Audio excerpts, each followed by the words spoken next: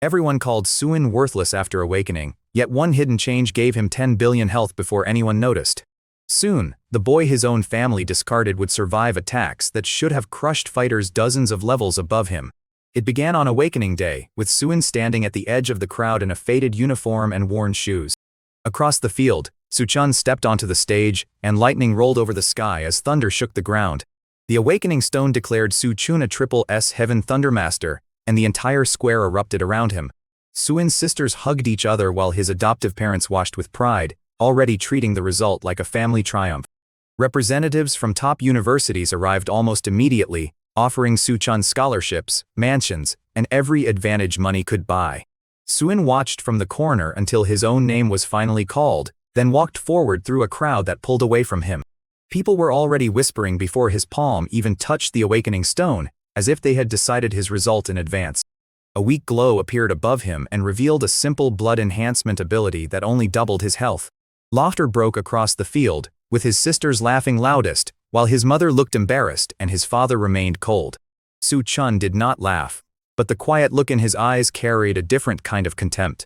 Suin understood that expression immediately, because it silently treated him as someone who could never compare. 18 years of humiliation seemed to collapse into that single moment while thousands of voices laughed around the stage. Then a strange system message appeared inside his mind, cutting through the noise with one impossible opportunity. The system allowed him to change exactly one character in the written description of his awakened ability. Suin stared at the line saying his health was doubled, and his attention locked onto the number behind that effect. At first he considered small changes, but then a far more dangerous possibility struck him. Instead of turning 2 into 3 or 10, he changed the value into 200 million. Golden light flashed through his vision as the system confirmed that his health multiplier had been rewritten. When Suin opened his status panel, level 1 already showed a health value of 10 billion. That number froze him, because his father was one of China's 5 strongest fighters at level 89. Even that man's base health was only around 90 billion, while Suin had awakened minutes ago. Suin hid every reaction, stepped off the stage, and let the laughter continue without giving anyone a clue. His sisters mocked him as he passed, his mother ordered him home, and his father simply turned toward Suchun. Suchun offered gentle words and a warm smile, but Suin had spent 18 years learning what lived behind that face.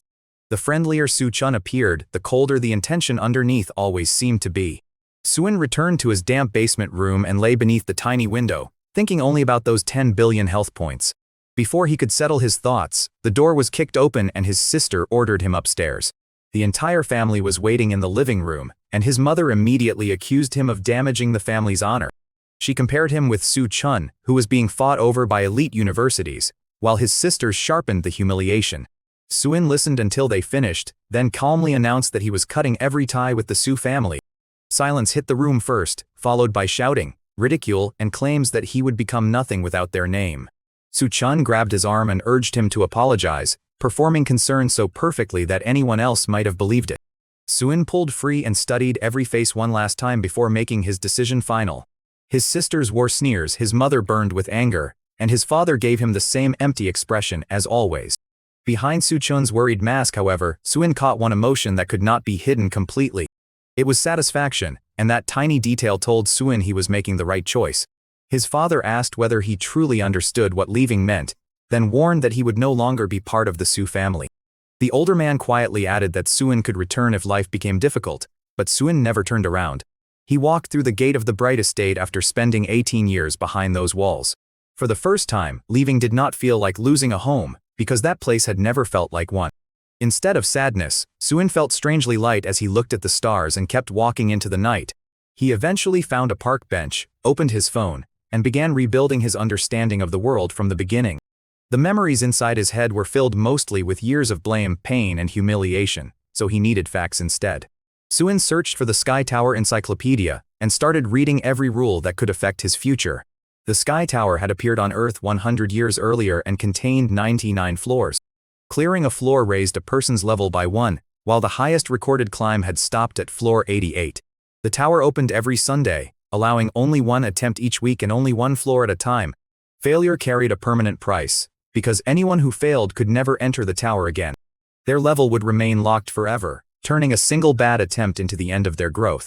Every 10 levels granted one chance to choose a passive skill, and harder trials offered stronger rewards. Monsters outside the tower gave points instead of levels, so outside hunting served a completely different purpose. Those points could buy weapons, armor supplies, and everything an awakener needed to keep progressing. Suin studied the growth chart and noticed that levels 81 through 90 granted 10 billion health per level. All 5 of the world's strongest fighters were level 89 with triple S abilities, including his own father. Then Suin compared those monsters of society with his own panel, which already displayed 10 billion health at level 1. His attack was only 10, but his health resembled a fighter near level 80 before equipment or buffs. The first floor held 5 ordinary flame dogs, each level 1 with 100 health and 10 attack. A challenger had 1 hour to kill them all, and even a small 3% failure rate meant ruined futures every week. That was why normal awakeners prepared carefully, bought equipment, and entered with real fear of failure. Suin, however, could take their attacks for an absurd amount of time without exhausting even a fraction of his health. His class group chat had more than 999 unread messages, all buzzing about the next tower opening. Classmates compared abilities, formed teams, and planned strategies until someone finally brought up Suin's name. The mood instantly turned cruel, with people calling his awakening useless and repeating rumors that he had bullied Su Chun. Nobody questioned the story, even though the real pattern of 18 years had been Suin taking blame for Su Chun's actions. Suin read the accusations in silence and realized that explaining himself to people like this would accomplish nothing. Words had never protected him before, so he decided that visible strength would answer more than any argument. He reopened the Floor 1 guide and compared 5 enemies with 100 health against his 10 billion health pool. His own attack remained only 10, meaning each flame dog would need roughly 10 clean hits to finish.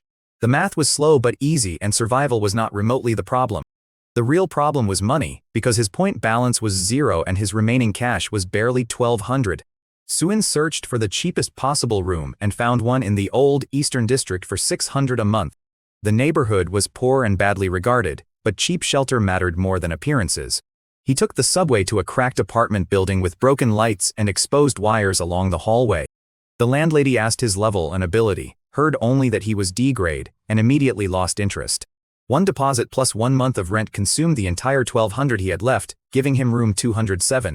The room held 1 bed, 1 table, 1 chair, peeling walls, a shared bathroom, and a window leaking cold air. Even so, Suin preferred it to the moldy basement where the Su family had kept him for years. At least this room had a real window, and more importantly, nobody inside it treated him like an embarrassment. He lay on the bed and began studying the guide for floor 2 instead of wasting the night. That floor contained 5 charging boars and 1 healing slime that restored 30 health every second. At level 2, Suin expected only 20 attack, which meant the slime could heal faster than he damaged its allies. If the boars blocked access to the healer, high health alone would never let him clear the stage in time. He calculated that he needed at least 40 attack, which meant obtaining equipment before the second tower attempt. A level 2 sword cost 500 points, while Suin still had none. After clearing floor 1, he would have to hunt common monsters outside the city, each worth only 1 point. 500 kills for 1 sword sounded tedious, but he had an entire week before the next Sunday. Suin shut his phone, closed his eyes, and reduced the problem to a simple sequence. Clear floor 1, grind enough points for a weapon, then return prepared for floor 2. The next morning, thousands packed the square around the enormous blue gate floating above the tower entrance. Students wore new gear, adventurers carried combat equipment, reporters raised cameras, and veteran awakeners watched their children. Then the crowd split apart as Su Chun arrived in a silver combat suit worth tens of thousands of points. A jeweled sword hung at his side while the Su family followed behind him, with Suin's father at the rear. Su Chun used the privileged entrance, disappeared through the gate, and returned only 5 seconds later. The square detonated with cheers when everyone realized he had shattered the floor 1 record. Moments later, Suin approached the same tower wearing an old jacket, carrying no gear, and bringing no teammate. A staff member questioned whether he seriously intended to enter alone, then warned him to retreat if death became likely. Suin stepped through anyway, and appeared inside a scorched wasteland heavy with the smell of sulfur. 5 level 1 fire dogs turned toward him, each holding 100 health and only 10 attack. All 5 lunged together, but every bite removed only 10 points from a health pool measured in billions. Suin stopped bothering with defense and simply punched through the pack 1 target at a time. When 1 dog tried to flee, he caught its leg, dragged it back, and kept striking until it collapsed. Roughly 5 minutes later, all 5 monsters were dead and Suin had lost only about 500 health. The system confirmed the clear at 6 minutes, and golden light carried him back outside. The noisy square fell silent when the supposedly useless boy returned alone without armor, weapons, or visible injuries. People immediately claimed he had cheated, triggered a tower error, or escaped after failing. Suin calmly pointed out that failed challengers returned in a different light, while gold meant a legitimate clear. No one had an answer, so he walked past the Su family without giving them even a glance. His sisters and mother had gone quiet, while his father watched with an expression Suin could not fully read. Su Chun kept the same gentle face, but one clenched fist betrayed how much the result bothered him. Suin had taken 6 minutes instead of 5 seconds, yet he had done it with a D-grade ability and nothing else. More importantly, he was now level 2 with 7 days to earn the 500 points needed for his next weapon. He headed beyond the city walls and began hunting level 1 wild dogs with his bare hands. After 3 hours he had only 50 points, and repeated punching had already left his hands sore. Suin eventually bought a cheap iron sword for 100 points and continued deeper into the hunting area.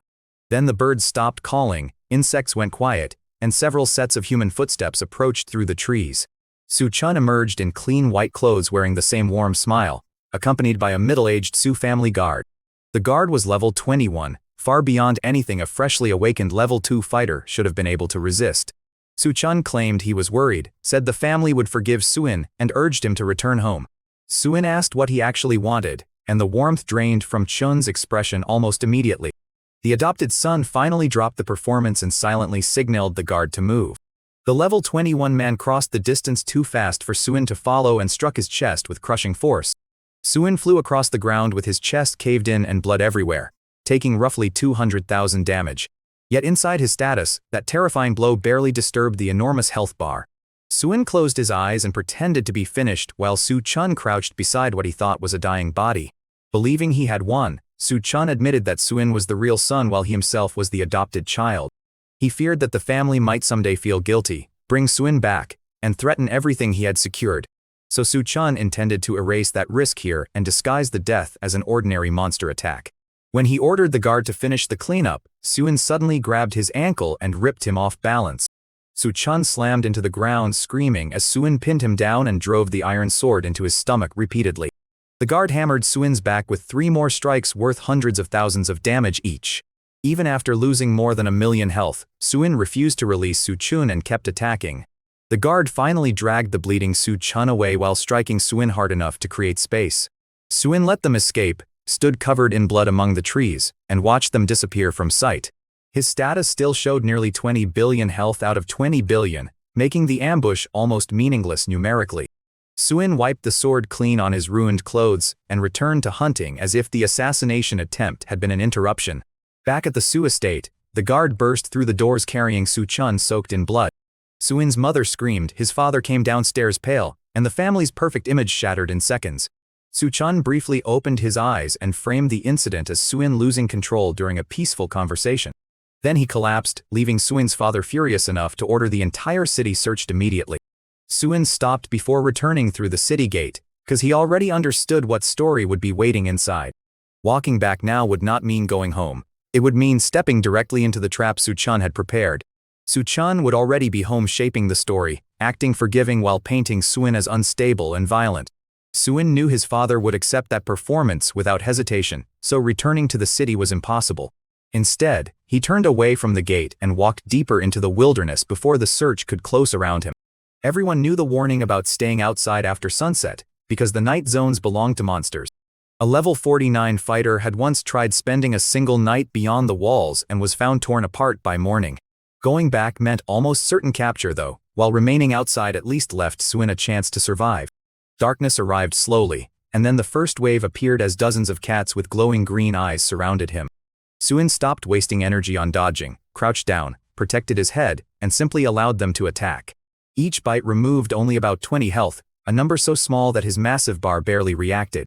When he rose again, Suin began cutting the creatures down one after another without changing his expression. Cats were followed by dogs, dogs by wolves, and wolves by bears as the night kept sending larger threats. He swung the cheap sword until his arms went numb and the skin around his grip split open. Suin refused to stop, and by sunrise more than 300 monster bodies covered the field around him. His clothes were soaked beyond recognition, his hair was matted with blood, and his point total had finally climbed. The panel showed 1,247 points in health, just under 200 billion. Suin immediately spent 1,000 points on a percentage recovery potion instead of wasting resources on small healing items. The potion restored 1% of his maximum health, which meant roughly 2 billion health returned almost instantly. With his health full again, Suin climbed into a large tree and fell asleep on a thick branch within seconds.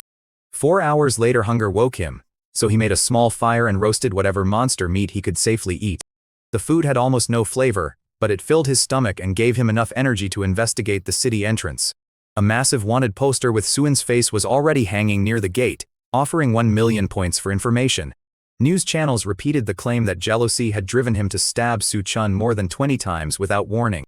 His mother publicly praised Su Chun's kindness, while his sisters described Suin as someone who repaid kindness with betrayal.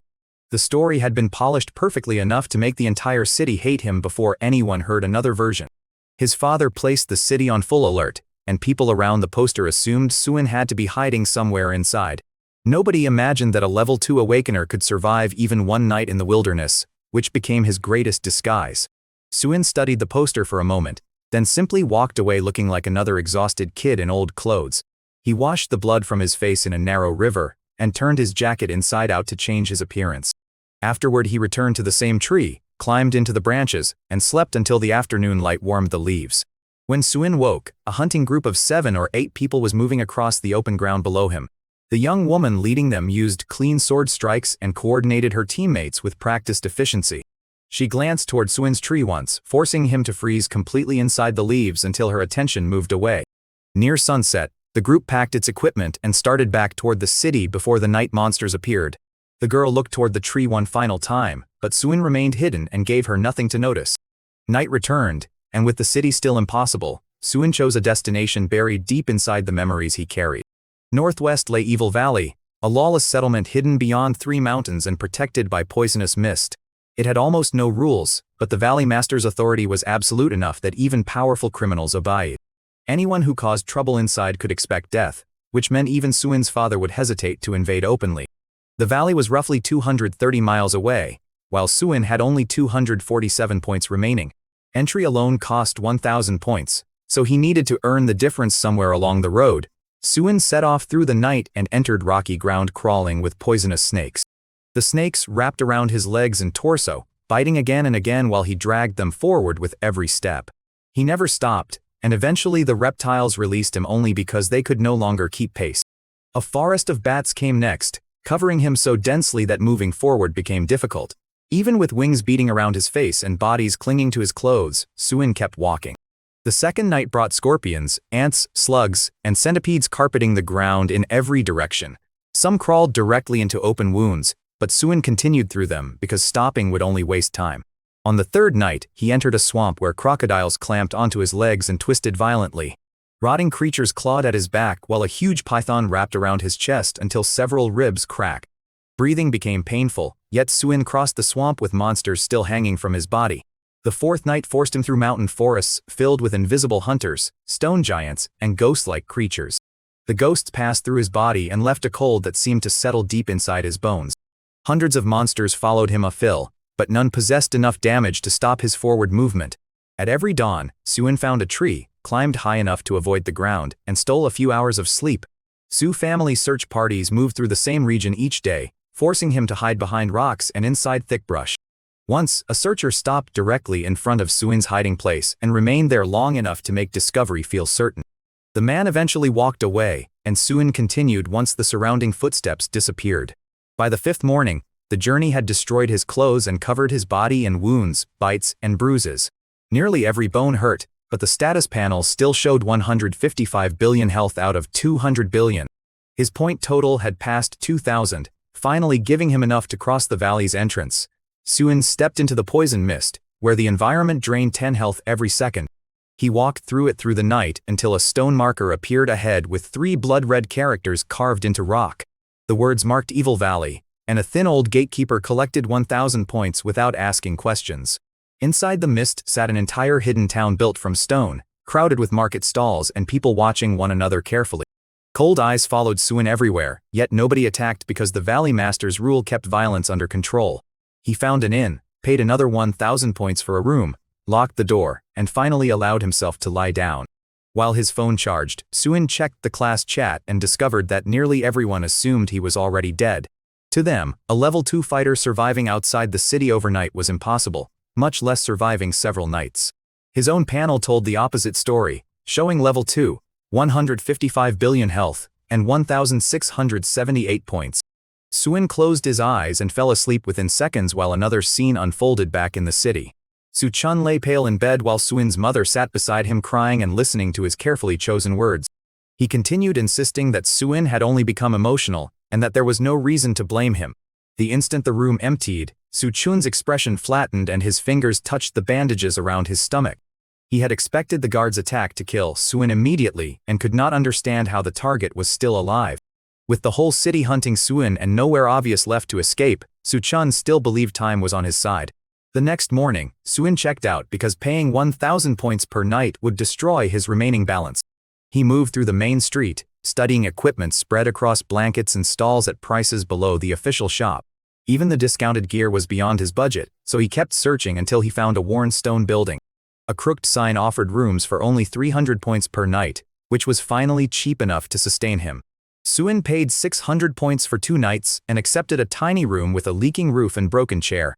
Compared with the Su family basement, even this miserable room felt like an improvement. He returned downstairs to question the old landlord, who charged 100 points for every answer. 3 purchased answers told Suin where the tower stood, how much leaving the valley cost, and how locals earned money. The tower lay to the east, while every exit from Evil Valley cost 500 points per visit. Inside the valley, almost everything required points, including food, information rooms, and even simple opportunities. The landlord listed 3 fast ways to earn more, starting with hunting monsters outside the protected area. That option was dangerous at Suin's level while task hall work included guarding, stealing, killing, and other jobs. The final option was an underground fighting cage, where one victory could pay 5,000 points. The old man warned that a level 2 fighter entering that cage was practically volunteering to die. Suin only asked for the location, and the landlord pointed west before returning to sleep. 2 guards outside the fighting house were level 28 and level 31, and both laughed at Suin's level mark. The latter stopped when he explained that he had come to enter a fight, rather than watch one. Downstairs, thousands of spectators surrounded an iron cage while 2 fighters beat each other until one collapsed. Money flew through the air, the crowd screamed for blood, and an attendant led Suin toward the waiting room. 5 other fighters waited there, ranging from level 3 to level 7, and nearly all mocked his level immediately. A girl named Hai was the only one who treated him seriously and warned him to protect his head. She advised surviving 3 minutes until the judges stopped the match, accepting a loss in exchange for leaving alive. Suin watched the others enter one by one and quickly understood why her warning mattered. The level 7 fighter returned unconscious, the level 5 fighter came back with a broken leg, and another fighter never returned. Hai eventually came back bleeding with one arm hanging uselessly, but at least she was still alive. Then Suin's name was called, and the spectators began betting on whether he would last 1 minute or perhaps 3. His opponent was also level 2, a thin man with cold eyes and a confident smile before the signal even sounded.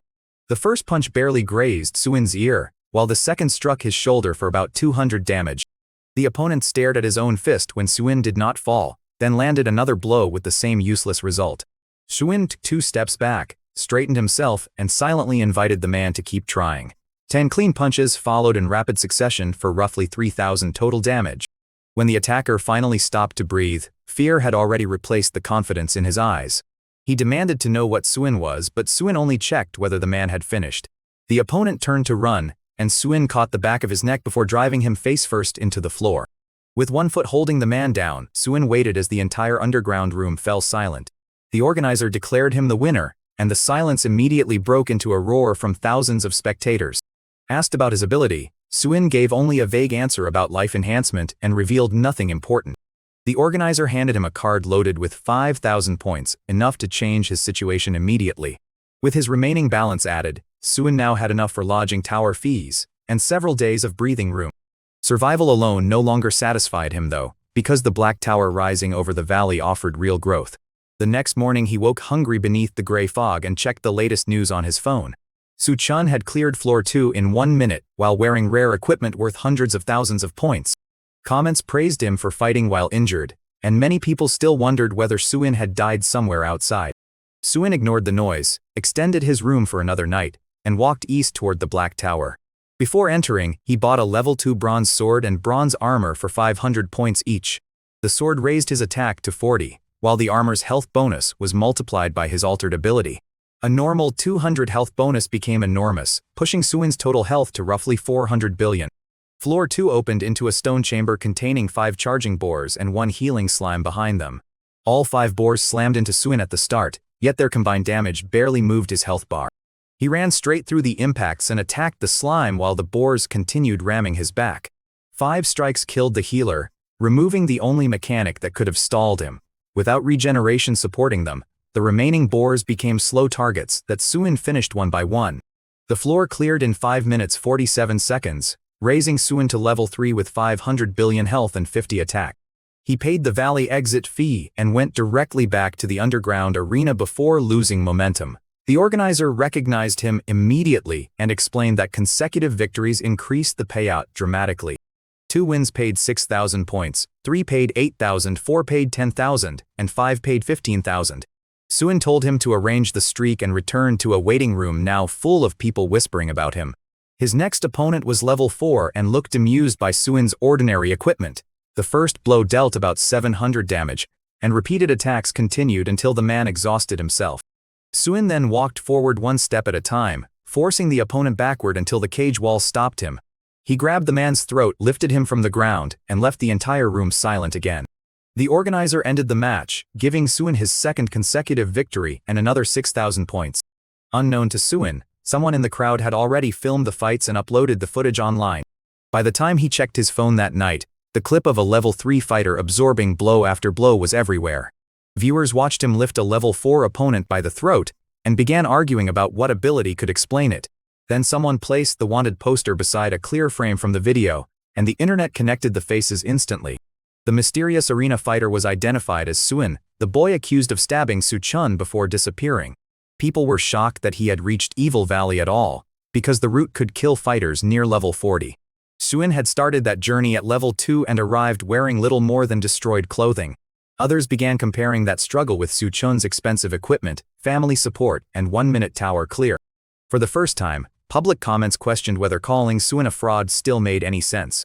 The class chat flipped just as quickly, with Wang Fati calling him an idol and Jiang Ji openly switching sides. Even classmates who had mocked him days earlier now praised the same comeback they once insisted was impossible. Suin read the messages from his leaking room and nearly laughed at how quickly admiration had replaced contempt. Back at the Su estate, however, his father watched the footage with a tightened brow while his mother struggled to explain Suin's survival. Back at the Su estate, Suin's sisters had stopped laughing, and even the house felt quieter around the latest video. Su-chun watched the clip from bed, seeing Suin lift a stronger fighter by the throat while his own fist slowly tightened. He had just broken a tower record, yet the 3 hottest topics online were suddenly about the brother he wanted erased. His face stayed calm, but the thought behind it was simple. Suin was supposed to be dead by now. Suin ignored the attention and opened the guide for floor 3, because the next obstacle mattered more than public opinion. The floor contained 5 armored boars and 2 healing slimes, creating a problem his current attack could not solve.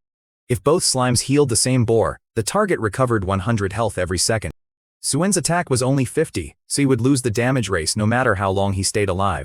The armored boars also shared threat, meaning striking one would immediately draw all 5 toward him. There was no reliable way to slip behind them and kill the healers first while fighting alone. The only practical answer was raising his attack above 100 before the next tower opening. His panel showed level 3, 50 attack, and 10,778 points available. A rare silver sword added 100 attack but cost 10,000 points, almost his entire balance.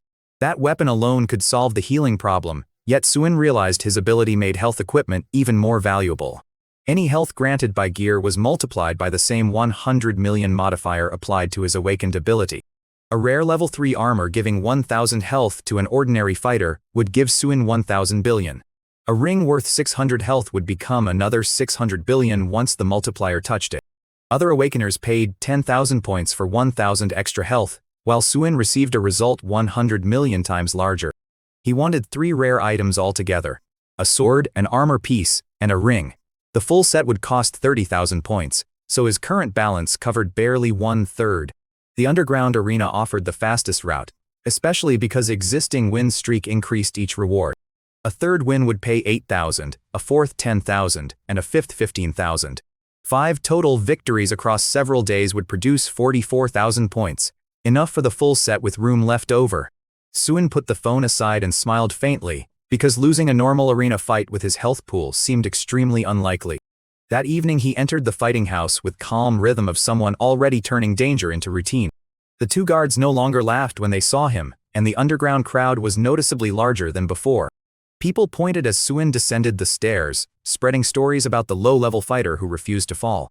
Hai pulled him aside in the waiting room and warned that his next opponent was an experienced level 5 combatant.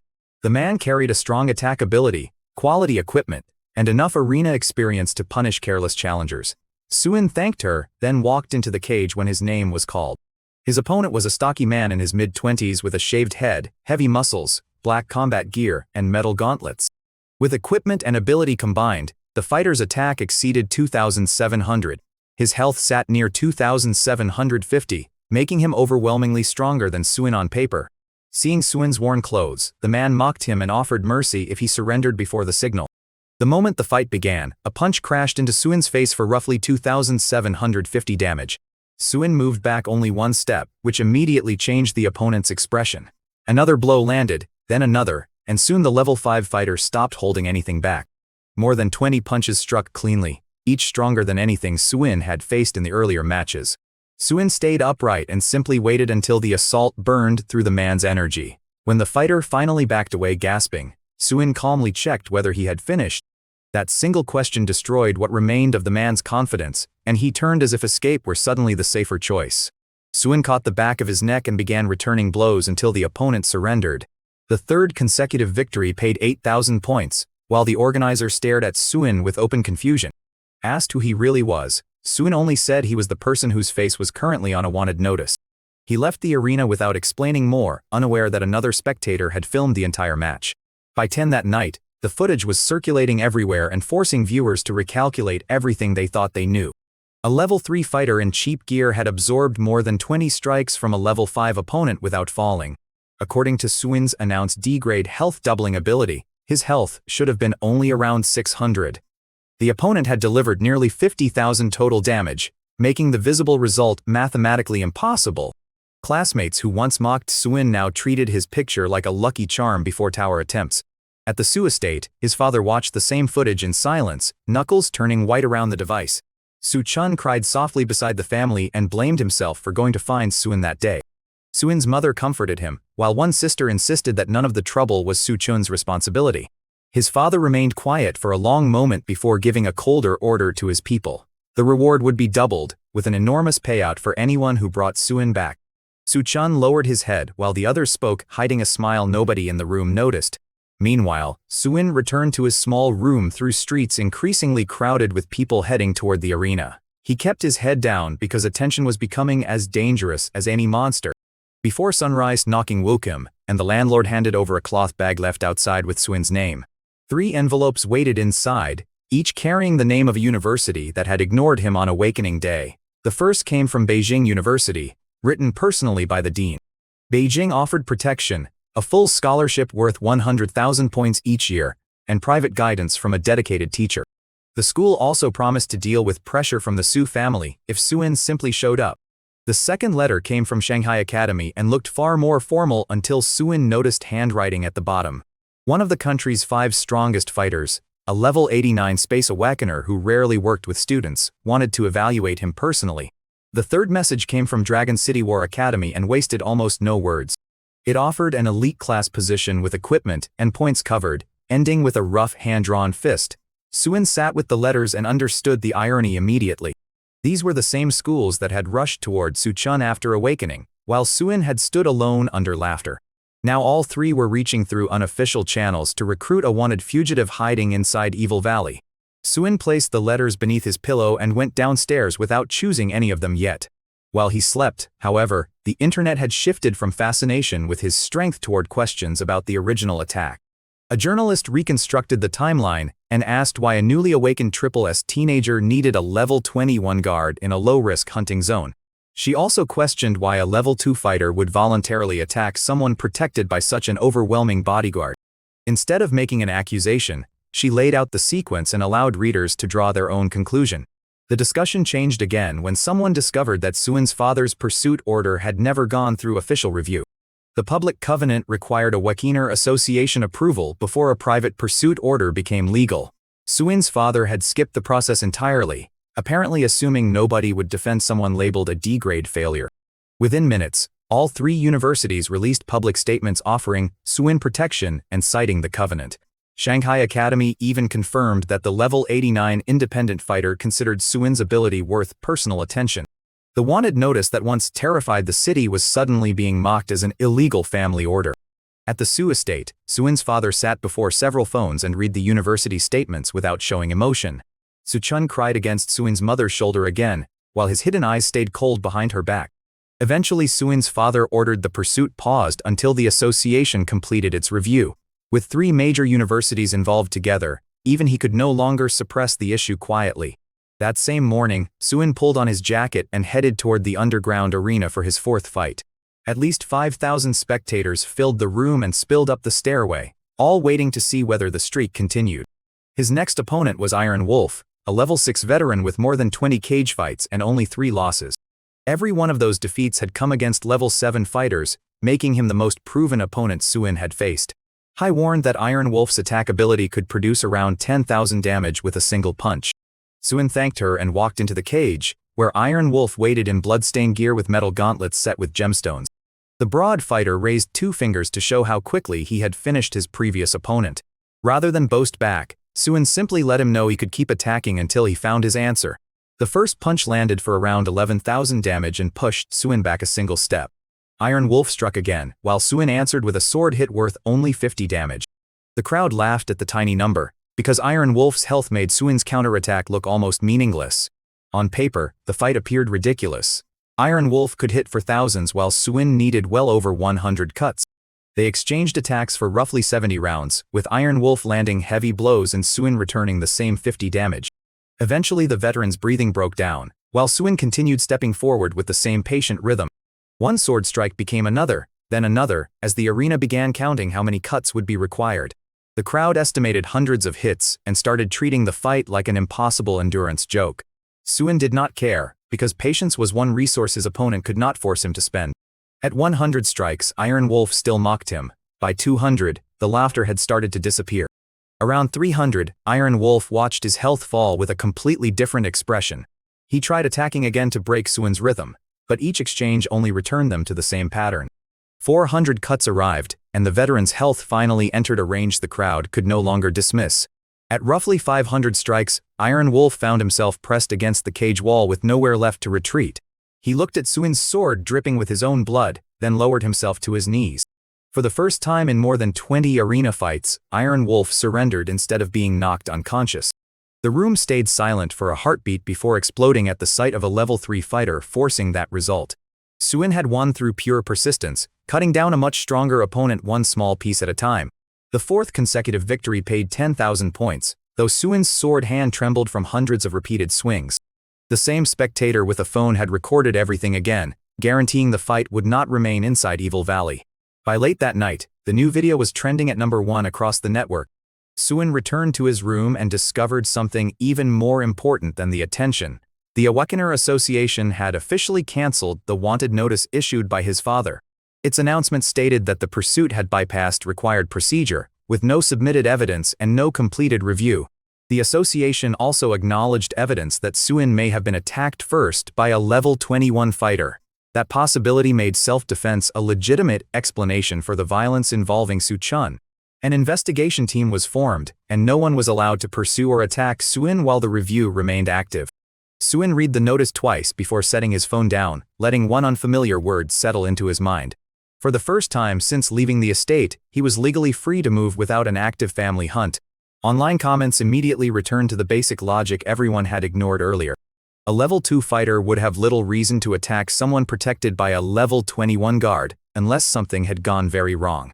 The missing guard, Wang Fu, suddenly became central to the investigation after disappearing from his usual locations. His phone was off, his home was empty, and the timing made the disappearance look worse. Investigators eventually found him around 2 in the morning, while he was packing a bag in a rundown apartment. Wang Fu was taken away before he could leave, giving the association the witness Su Chun least wanted question. Back at the Su estate, Suin's father ordered the family to stop making public statements until the investigation ended. Su Chun kept crying against Suin's mother, carefully hiding the cold awareness behind his lowered face. The class group chat reacted in the opposite direction, celebrating the cancellation and openly saying Suin had been framed.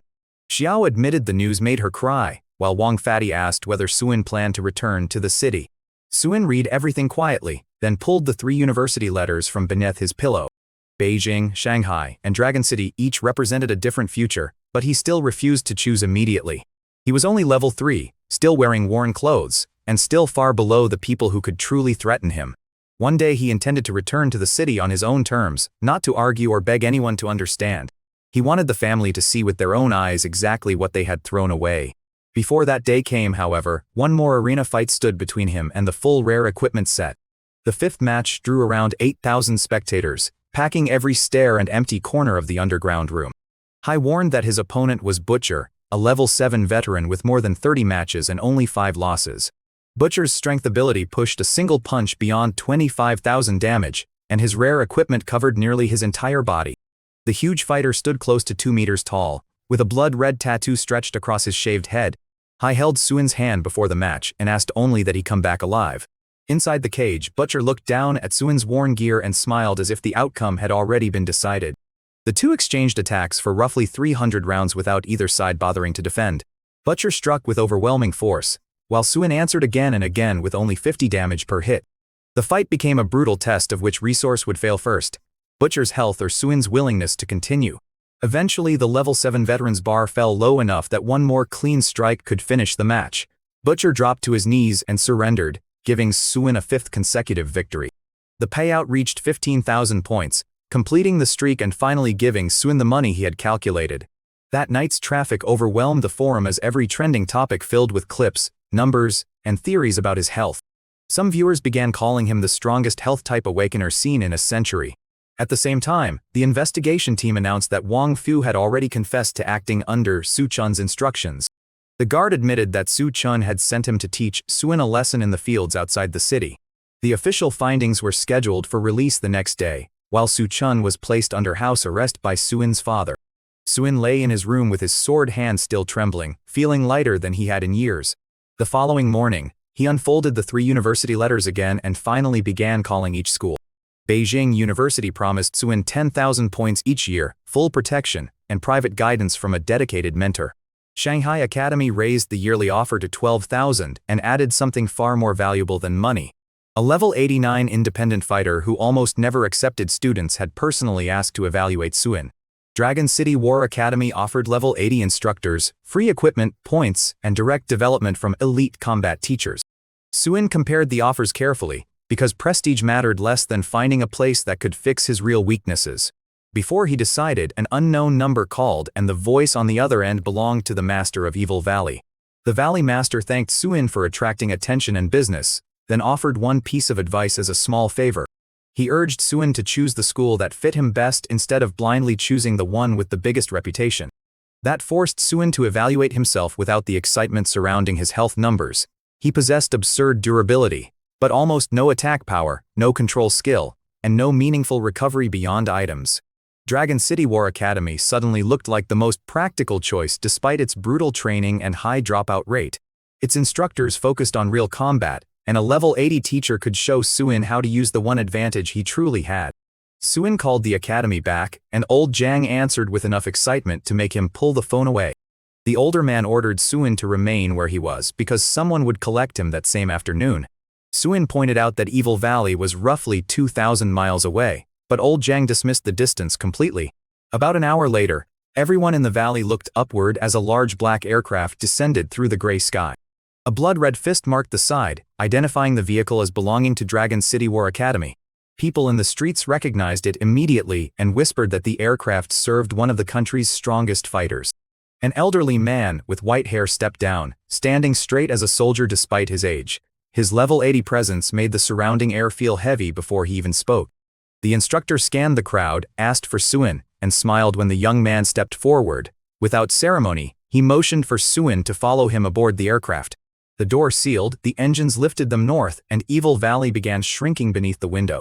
Only days earlier, Suin had entered that place exhausted, hunted, and carrying little more than ruined clothes and a cheap sword. Now he was leaving aboard an aircraft sent by one of the most powerful institutions in the country. Suin leaned back and watched clouds move below him, realizing how quickly the direction of his life had changed. The flight north lasted around 2 hours and carried him farther from his old home than he had ever traveled. The instructor introduced himself as Lejan, a level 80 educator responsible for the academy's elite class. Within minutes, Lejan asked about Suin's ability.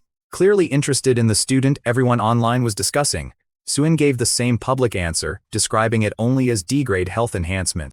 Lejan laughed because the explanation obviously did not match the recorded fights, but he chose not to press. Whatever Suin was hiding, the academy would protect him as long as he was not using his power to harm innocent people. Anyone who came after Suin would have to deal with Lejan first, and that promise loosened something tight inside Suin's chest.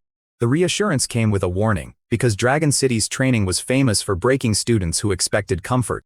Lejan told Suin not to beg for home once the work became painful, which almost sounded absurd given where Suin had come from. Dragon City eventually appeared through the window, and it looked nothing like an ordinary metropolitan center. There were no decorative towers or crowded shopping streets, only training grounds, combat rooms, warehouses, and military-looking facilities. A black tower dominated the center, making the entire academy city feel focused on one purpose. They landed in a broad square and moved directly toward the elite class building. More than 30 new students waited inside, all level 3 and all wearing badges displaying intimidating abilities. Several were triple-S grade, others double S, and Suin's public D-grade label looked almost embarrassing beside them. Every head turned when he entered, because the online videos had already made his name impossible to ignore. The instructor announced that Floor 3 would open the next day and ordered the class to form teams without assistance. Everyone had to clear the floor, and any student who became a burden could lose a place in the elite group. Almost as soon as the instructor left, a silver-haired student named Hanbing stood and approached Suin. Hanbing carried a triple-S ice ability, and wanted to test whether the rumors about Suin's durability were real. Without much warning, he struck Suin in the chest with enough force to deal about 5,000 damage. Suin moved backward only one step, so Hanbing hit him again and received the same result. The ice user then released Frost Burst, dealing around 15,000 damage and pushing Suin back only 3 steps. Suin brushed frost from his clothes and calmly checked whether Hanbing had finished testing. The silver-haired student simply stared, while a red-haired girl immediately attacked the obvious weakness in Suin's build. She argued that 50 attack per hit was too low to contribute meaningfully to an elite tower team. A black-haired student in the corner disagreed and explained the Floor 3 mechanics more carefully. 2 healing slimes could stack recovery on one monster, forcing damage dealers to waste energy surviving while trying to break through. With Suin standing in front and absorbing every attack, however, high-output teammates could focus completely on damage. The black-haired student estimated that a proper tank like Suin could raise a team's clear chance by at least 30%. The red-haired girl stopped arguing, and the room immediately shifted from doubting Suin to fighting over him. Suin sat quietly as students with double S and triple S abilities competed for the supposedly useless D-grade Awakener. Only days earlier an entire city had laughed at his ability, and now elite students wanted him protecting their front line. The classroom eventually settled into teams, leaving 3 students grouped with Suin. Yini Yin was the red-haired triple-S fire user whose attack exceeded 10,000. She had criticized Suin's damage at first, but accepted his value once the team logic became obvious. Hanbing joined as the silver-haired triple-S ice user who had personally tested Suin's health. The third teammate was Ingrun, a black-haired triple-S shadow assassin who always looked half asleep. Despite that sleepy appearance, Ingrun had been the first person in the room to understand exactly how Suin changed a team. His single target burst could reach around 20,000, but he lacked the durability to stay exposed for long. The 4 ate dinner together and built a plan for Floor 3 around their completely different stat profiles. Each damage dealer had more than 10,000 attack and only around 2,000 health. Suin had just 50 attack, but his hidden health already sat around 500 billion. When Yini Yin asked what his ability really was, Suin repeated that it was health enhancement and gave no further detail. She pressed for the actual number, so Suin told her she could figure it out after seeing him inside the tower. Sunday morning arrived, and the 4-person team entered Floor 3 together. The chamber was roughly twice the size of Floor 2 and scaled the monster count for their larger party. 20 armored boars stood in formation with 8 healing slimes positioned behind them. Suin sprinted directly into the boars, instantly pulling all 20 toward himself. Charges dealt around 45 damage, bites around 30, and numbers began stacking across his status display. He held the entire pack in place while watching the 3 damage dealers move past him toward the healers. Yin's fire, Hanbing's ice, and Ingran's shadow attacks erased all 8 slimes in roughly 3 seconds. Each strike carried damage above 12,000, turning Suin's defensive role into exactly the advantage Ingran predicted. With the healing gone, the boars became ordinary targets and collapsed within another half-minute. The full clear took only 1 minute 23 seconds, setting a new floor 3 record. Suin rose to level 4 with roughly 600 billion health and 60 attack. Hanbing immediately asked how a body could absorb that much punishment without breaking. Yin skipped the indirect questions and demanded an actual health number. Suin needed an answer large enough to explain the videos without exposing the true scale of his ability. He chose 6 million, a number around 100 times greater than what a triple S health ability might normally produce. The lie shocked all 3 teammates into silence while still hiding almost everything important. Yin finally compared the claim with her own 2,000 health, and looked as if the gap were impossible to process. Ingran questioned whether Suin was even human, while Suin told them simply to call him Suin and move on.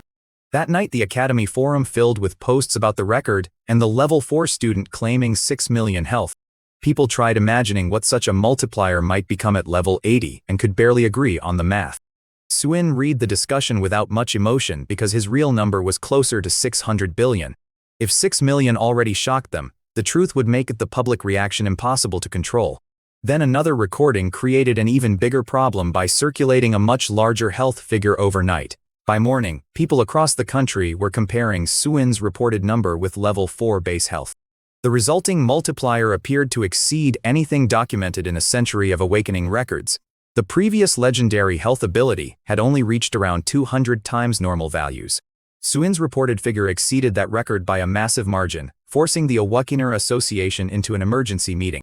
Yin woke Suin around 9 in the morning by pounding on his door and pushing a phone toward his face. The association had created a new ability classification above triple S and named it God Grade. Any ability producing a multiplier above 1,000 times normal values could qualify under the new standard. Suin was listed as the first Awakener formally nominated for the new grade. His response was so calm that he simply asked whether everyone could go eat breakfast now. Yin stared at him, while Hanbing openly called his lack of reaction inhuman. Ingran pointed out that someone who could calmly discuss absurd health numbers would probably react the same way to a new grade. Instead of breakfast, they brought Suin to the Academy's head office. The principal was waiting there beside the white-haired president of the Awakener Association, a level 85 fighter. The president had traveled personally because Suin's ability did not match anything in recorded history. He formally told Suin that the association was recognizing him as the first known God-grade Awakener. Then he asked whether any unusual event in childhood could explain the ability, including accidents, strange locations, or other anomalies. Suin denied any special incident and insisted that nothing unusual had happened before awakening. The president studied him for a long moment, accepted the answer, and stood to shake his hand. He congratulated Suin and described him as a new hope for the entire country. Suin accepted the handshake, but the phrase immediately pulled his mind back toward the basement of the Su estate. He remembered damp walls, years of blame, and Suchun watching every humiliation with quiet satisfaction. A small cold smile appeared because becoming nationally valuable meant one thing his old family could no longer ignore. The boy they treated as disposable had become someone the entire country now wanted to protect. Back at the Su estate, Suin's mother read the announcement with trembling hands while his sisters sat speechless. His father showed almost no expression, though his whitening knuckles revealed the pressure beneath the surface. Suchun came downstairs looking pale and apologetic, still trying to preserve the image of a regretful adopted son. He claimed he had only wanted to frighten Suin rather than truly hurt him. This time Suin's father cut him off and ordered him out of sight instead of allowing the performance to continue. Suchun lowered his head in the silent room, keeping the same cold eyes hidden beneath his lashes. After the meeting, Yin pulled Suin toward the equipment warehouse to collect another unexpected reward. The principal had approved a complete level 4 rare set for Suin at no cost. A black sword added 120 attack, silver armor added 1,200 health, and a ring added more of both. The ring contributed 60 attack and another 600 health before Suin's multiplier touched any defensive value. When he equipped everything, the 1800 bonus health was multiplied by 100 million. His total health climbed to roughly 2,200 billion, while his attack rose enough to matter more than before. Suin told the others a much smaller figure of 20 million, which still stopped all three teammates in place. Yin reminded him that he had claimed only 6 million earlier, forcing Suin to blame the jump on equipment. The explanation was technically true, even though the real numbers were far beyond what he admitted. Yin checked her own 2,800 health, Hanbing had around 2,200, and Ingruan about 2,600.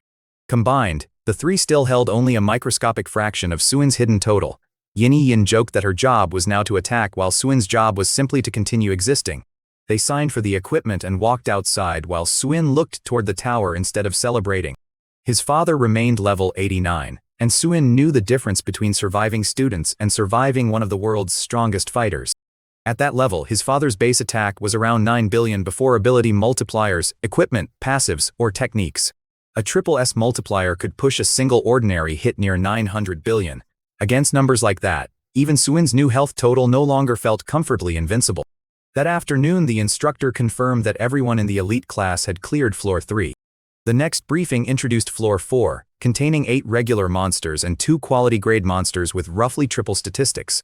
One quality grade creature could enter a berserk state and repeatedly damage everything inside a wide area.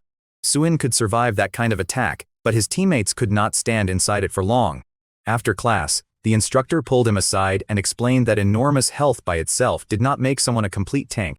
Before Sunday, Suin needed to learn how to keep monster attention locked on himself. He also had to use positioning and his own body to intercept area damage before it reached weaker teammates. 6 days of training remained, so the group began drilling on the enormous field behind the academy buildings. Fire, ice, lightning, and wind abilities flashed across the grounds while teams practiced movement and formation changes. In the middle of one positioning drill, Yin suddenly pushed her phone towards Suin again. The Su family was holding a public press conference, and Suin's father stood before cameras admitting he had been wrong. He apologized for issuing the wanted notice without first investigating what had actually happened. Then he publicly asked Suin to come home if he was watching the broadcast. Suin's mother cried so hard she could barely speak as she admitted how little affection she had shown him. She remembered Suin reaching for a hug as a small child and being handed back to the nanny instead. His 3 sisters each took the microphone afterward and offered their own apologies. Su Yao admitted mistreating him, Su Ling asked for one chance despite expecting no forgiveness, and Xia said she missed him. Within an hour, the press conference became the #1 trending video and split public opinion almost perfectly. Some viewers argued that family blood deserved another chance, while others pointed to 18 years of neglect and cruelty. Everyone waited for Suin's response expecting anger, tears, or some dramatic public answer. Suin watched only a few seconds, handed the phone back to Yin, and returned to his positioning drill. That silence disturbed Yin more than any speech could have, because Suin treated the family's public regret like background noise. Yin mentioned that Suin's mother had nearly collapsed from crying, but he kept practicing without turning back to the video. Before the public apology ever aired, Suin's father had already tried reaching him through every private channel available. Calls failed, messages from his mother bounced back, and every platform showed the same simple problem. Suin had blocked them all, cutting the family off more completely than they expected. His father then contacted the academy principal and demanded a direct conversation with Suin. The principal laughed and explained that even he could not force Suin to answer a call he did not want.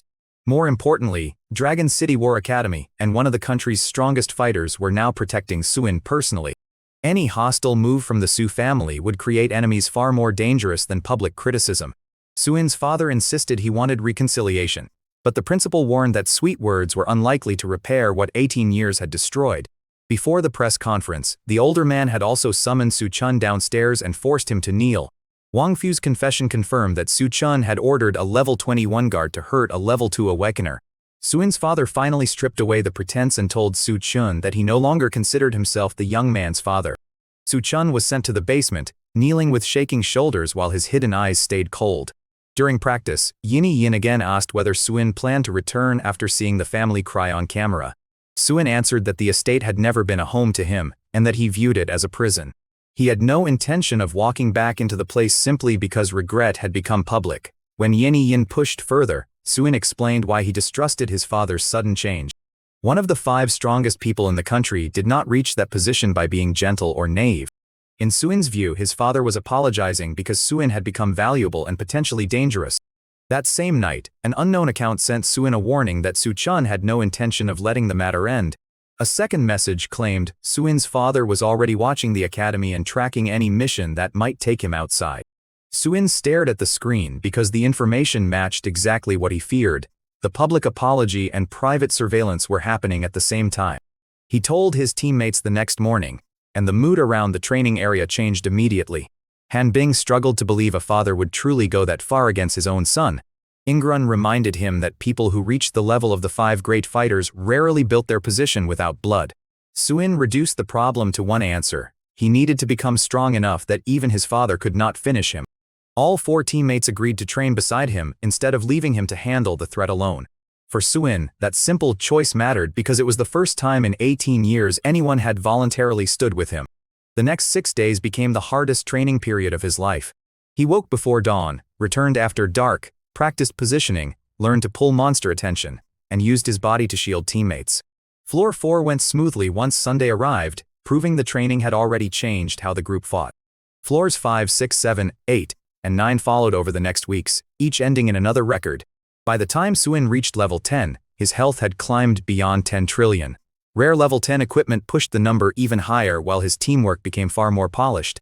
Then the National Academy tournament arrived and shifted the battlefield from monsters to other elite students. The capital arena held 50,000 spectators, and every seat was filled for the opening round. Dragon City War Academy drew Sky City Academy immediately, placing newcomers against the previous year's champions. Before the team left, the strongest fighter in the country came personally to see them off. He warned Suin that enormous health did not solve every problem in the awakening world. Some abilities drained health by percentage, while others bypassed ordinary defense mechanics entirely. The message was simple. Suin could never treat durability as permission to become careless. Suin accepted the warning and entered the tournament knowing the opposition had studied him as carefully as he studied them. Sky City's leader was a silver-haired boy named Bei, a triple-S light user built around speed. Bei had approached Suin in the cafeteria the night before and admitted he wanted to see what God grade really meant. When the match began, Bei moved instantly toward Liu at the back line instead of attacking Suin. Suin had already taken one step backward, placing his own body between the blade and his teammate. Bei's sword struck Suin's chest for roughly 200,000 damage and failed to move him. Suin caught the weapon, pulled Bei off balance, and slapped him hard enough to spin him around. The silver-haired captain turned back in disbelief, but the rest of the match lasted only about 30 seconds. All 5 Sky City fighters ended up on the ground before the crowd fully processed what had happened. For one heartbeat the arena went quiet, then 50,000 people erupted around Dragon City's team. A reporter asked Suin for his opinion, and he gave the blunt assessment that the opposition had simply been too weak. The audience loved the confidence, while Bei was carried away on a stretcher still staring toward Suin. He had wanted to see God-grade power firsthand, and the answer had arrived faster than expected. Su-chun was missing from the opposing lineup, something Suin noticed immediately. Had he been standing there, Suin believed he would have ended the match on the floor with everyone else. That evening, the tournament banquet filled the top floor of the capital's grandest hotel. Family leaders, association officials, military representatives, and famous awakeners crowded the hall. Suin stood in a corner with orange juice, while important people approached one after another. A man from the Lin family introduced himself, and then quickly introduced his daughter. The girl turned red, called Suin Big Brother, and made the purpose of the introduction painfully obvious. A Round Zhao family representative pushed his cheerful son forward next. The boy immediately talked about how satisfying it had been to watch Bei get slapped across the face. Then Wang Tiangang, level 84 and head of the capital's Wang family, walked straight to Suin. The old man simply said Suin was someone worth knowing and left before any formal response was possible. Military representatives delivered a message from Suin's mentor, while other powerful families kept sending cards and invitations. Across the room, a quiet boy from the Yi family watched Suin for a long time without approaching. By the time Suin stopped counting the offers in his hands, one lesson had become obvious. This was how strength looked from the outside. Everyone wanted access to it. Eventually his teammates forced their way through the crowd and rescued him from the endless introductions. Yinny Yin had sauce on her face from overeating, Han Bing carried business cards strangers had asked him to pass along, and Ingrun had received a valuable premium access card. Liu stood nearby with her drink, quiet as usual while the others laughed at the absurd attention. For a brief moment Liu smiled, and Suin realized it was the first real smile he had ever seen from her. The Awakener Association president eventually found Suin and warned that the next opponent would be more difficult. A space ability user could attack from angles that made ordinary positioning much harder. Then the president cheerfully told the people surrounding Suin that the student needed rest, and nobody argued. The team escaped through a side corridor while another scene unfolded at the opposite end of the same banquet. Suin's father stood alone with an untouched drink, while his mother remained pale and silent beside him. His sisters avoided old acquaintances who suddenly found reasons not to acknowledge them. The youngest sister stayed near a corner and watched Suin from across the hall. Suin could see his father watching Wang Tiangang laugh and clap Suin on the shoulder like a proud elder. The older man's face changed almost imperceptibly before he turned and headed toward the exit. Suin watched the family leave through the closed doors and discovered there was no satisfaction in the moment. There was no sadness either, only a quiet emptiness where old expectations used to be. Back in his room, Suin stared at the ceiling and focused on the next match instead. He intended to keep winning until the trophy was in his hands. Not as the Su family's discarded child and not as Su Chun's older brother, but simply as Suin. 3 tournament matches followed across 3 days, and all 3 ended in roughly 30 seconds. The second opponent was the capital's top academy team, built around a dangerous space user. At the opening signal, that fighter vanished and appeared behind Liu with a blade aimed toward her back. Suin had already stepped into the line, taking the knife for about 250,000 damage. Before the attacker could teleport again, Suin caught his wrist, lifted him and slammed him into the floor. Within another half-minute, all 5 opposing students were down. The third match introduced a control specialist using vines, ice, stun effects, and paralysis together. Suin walked through the layered restraints without stopping and lightly patted the stunned girl on the head. Her entire team was defeated about 30 seconds later. 3 matches had produced 3 dominant wins, so reporters naturally asked what Dragon City's goal had become. Suin answered with a single destination: champion. The journalists reacted as if he were making a dramatic declaration, but Suin viewed it as simple truth. Dragon City's older age groups had already been eliminated, leaving the first-year team carrying the academy's entire tournament reputation. The principal called Suin aside and admitted that a loss would make the school look dependent on one freshman. Suin promised that they would not lose, and the principal eventually smiled as if he believed him. After practice that evening, the quiet Yi family student finally approached Suin directly. His name was Yi Wushang, and he brought information more important than tournament tactics. Su Chun was in the capital even though he was not listed on any tournament roster. According to Yi Wushang, Su Chun had been meeting with unidentified people. He offered no speculation, only a warning for Suin to remain careful. Before Suin could ask more, Yi Wushang disappeared into the dark and later ignored a brief message of thanks. Suin lay awake thinking about the warning, because Su Chun had never accepted losing control gracefully. Whatever the adopted son was planning, Suin chose to deal with the immediate problem first. The semi-final placed Dragon City against the country's second-ranked team, led by Li Dong. Li Dong possessed a triple S lightning ability and understood that attacking Suin directly was unlikely to work. From the first second, he tried using wide-area lightning to strike the teammates behind Suin instead. Suin stepped into the path before the electricity fully left Li Dong's hands and absorbed the entire attack. The opposing team then attempted to spread around him, forcing Suin to reposition constantly. A fast girl slipped toward the rear with a blade, but Suin stepped backward and blocked her route. A heavy fighter tried forcing past toward Yin Yin, so Suin grabbed his collar and dragged him away. Another opponent launched ice attacks that left no meaningful mark on Suin's body. Li Dong spent around 3 minutes pouring power into repeated lightning strikes until his breathing finally broke down. Suin walked toward him and acknowledged that the lightning user was genuinely strong. Then he pointed out the one fact Li Dong could not solve: none of that strength could actually hurt Suin enough. The opposing captain had no answer, and Dragon City's damage dealers finished the remaining team in about 30 seconds. The victory sent Suin into the final, but the evening banquet brought another unexpected encounter first. A girl in a yellow dress walked straight through the crowd toward him with complete confidence. She was Wang Xing, granddaughter of Wang Tiangang and a well-known member of the capital's Wang family. Wang Xing inspected Suin openly and declared that he was shorter and less handsome than her brother. Suin agreed without taking offense, which made her laugh hard enough to nearly cry.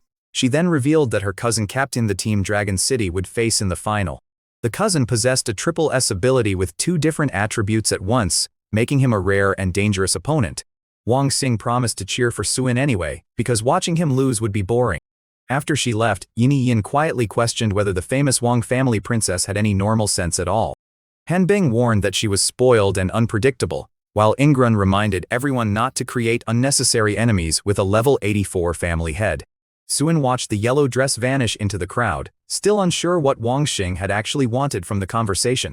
Later, he found Yi Wushang standing alone near a window and asked directly about Su Chun.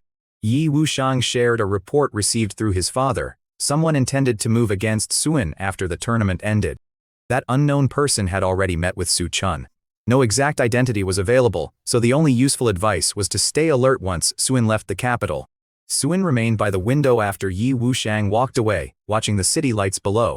Su Chun was still refusing to let go, but Suin no longer felt like the powerless target from Awakening Day. If another plan was coming, he intended to be ready when it arrived. The tournament final filled every seat in the arena and left spectators standing in the aisles. Cameras pointed toward Dragon City from every angle as the opposing captain, Qin Hao, stepped forward. Qin Hao was Wang Xing's cousin and carried a combination that immediately changed the mood among Suin's teammates. He revealed two different lights in his palms, showing triple S space and lightning abilities at the same time. The audience erupted, while Yin and Hanbing recognized how difficult the combination could be to defend. Suin gave his team one instruction before the signal: stay behind him. Qin Hao vanished the instant the match began and reappeared with a lightning attack aimed toward Liu. Suin stepped backward into the path and absorbed roughly 500,000 damage. The space user repeated the attack again and again, each strike forcing Suin back only one step. More than 10 half-million damage attacks landed, yet Suin never moved far enough to expose anyone behind him. Eventually Qin Hao stopped and asked for a health number, because nothing else explained what he was seeing.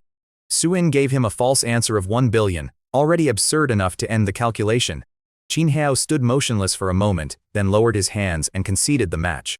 The arena held its breath for a single second before 50,000 people exploded into celebration. Yin and the others tackled Suin from behind, shouting over one another while Liu finally smiled without hiding it. In the stands, Wang Xing waved both arms and laughed as though her own team had won. The Su family seats in the far corner were already empty, because they had left before Suin looked toward them. Suin turned away from those seats and accepted what mattered in that moment. Dragon City War Academy had become national champion. The awards ceremony remained simple despite the enormous crowd. Qin Hao handed Suin the trophy, while Wang Tiangang placed gold medals around the team's necks. A military representative delivered a sealed note from Suin's mentor reminding him that this victory was only a beginning. Suin held the trophy and felt its weight in both hands. At 18 years old, it was the first major thing he had ever earned entirely through his own effort. At the championship banquet, Suin eventually found himself beside a window with Wang Xing again.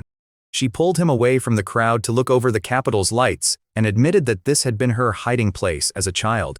Whenever life inside the Wang family became unbearable, she came here to be alone. Then she asked whether Suin had also been unhappy while growing up. Suin answered only that those years were behind him now, refusing to reopen everything in the middle of a celebration. Wang Xing spoke more freely about her own family, describing a grandfather who pushed her to train and a father who criticized constantly. Her brother compared her with other people, and the entire household often drove her crazy. Still, she admitted that at least their feelings were real, unlike the cold treatment Suin had known. She laughed and said Suin had more backbone because he had actually left, survived, and built something for himself. Suin nearly smiled at the comment, and Wang Xing noticed the tiny reaction immediately. She asked whether they could become friends, because she had almost nobody in the capital she could speak with normally. Suin agreed, and Wang Xing made him seal the promise with a childish finger gesture. Afterward she told him to use her name if anyone caused trouble while he remained in the capital.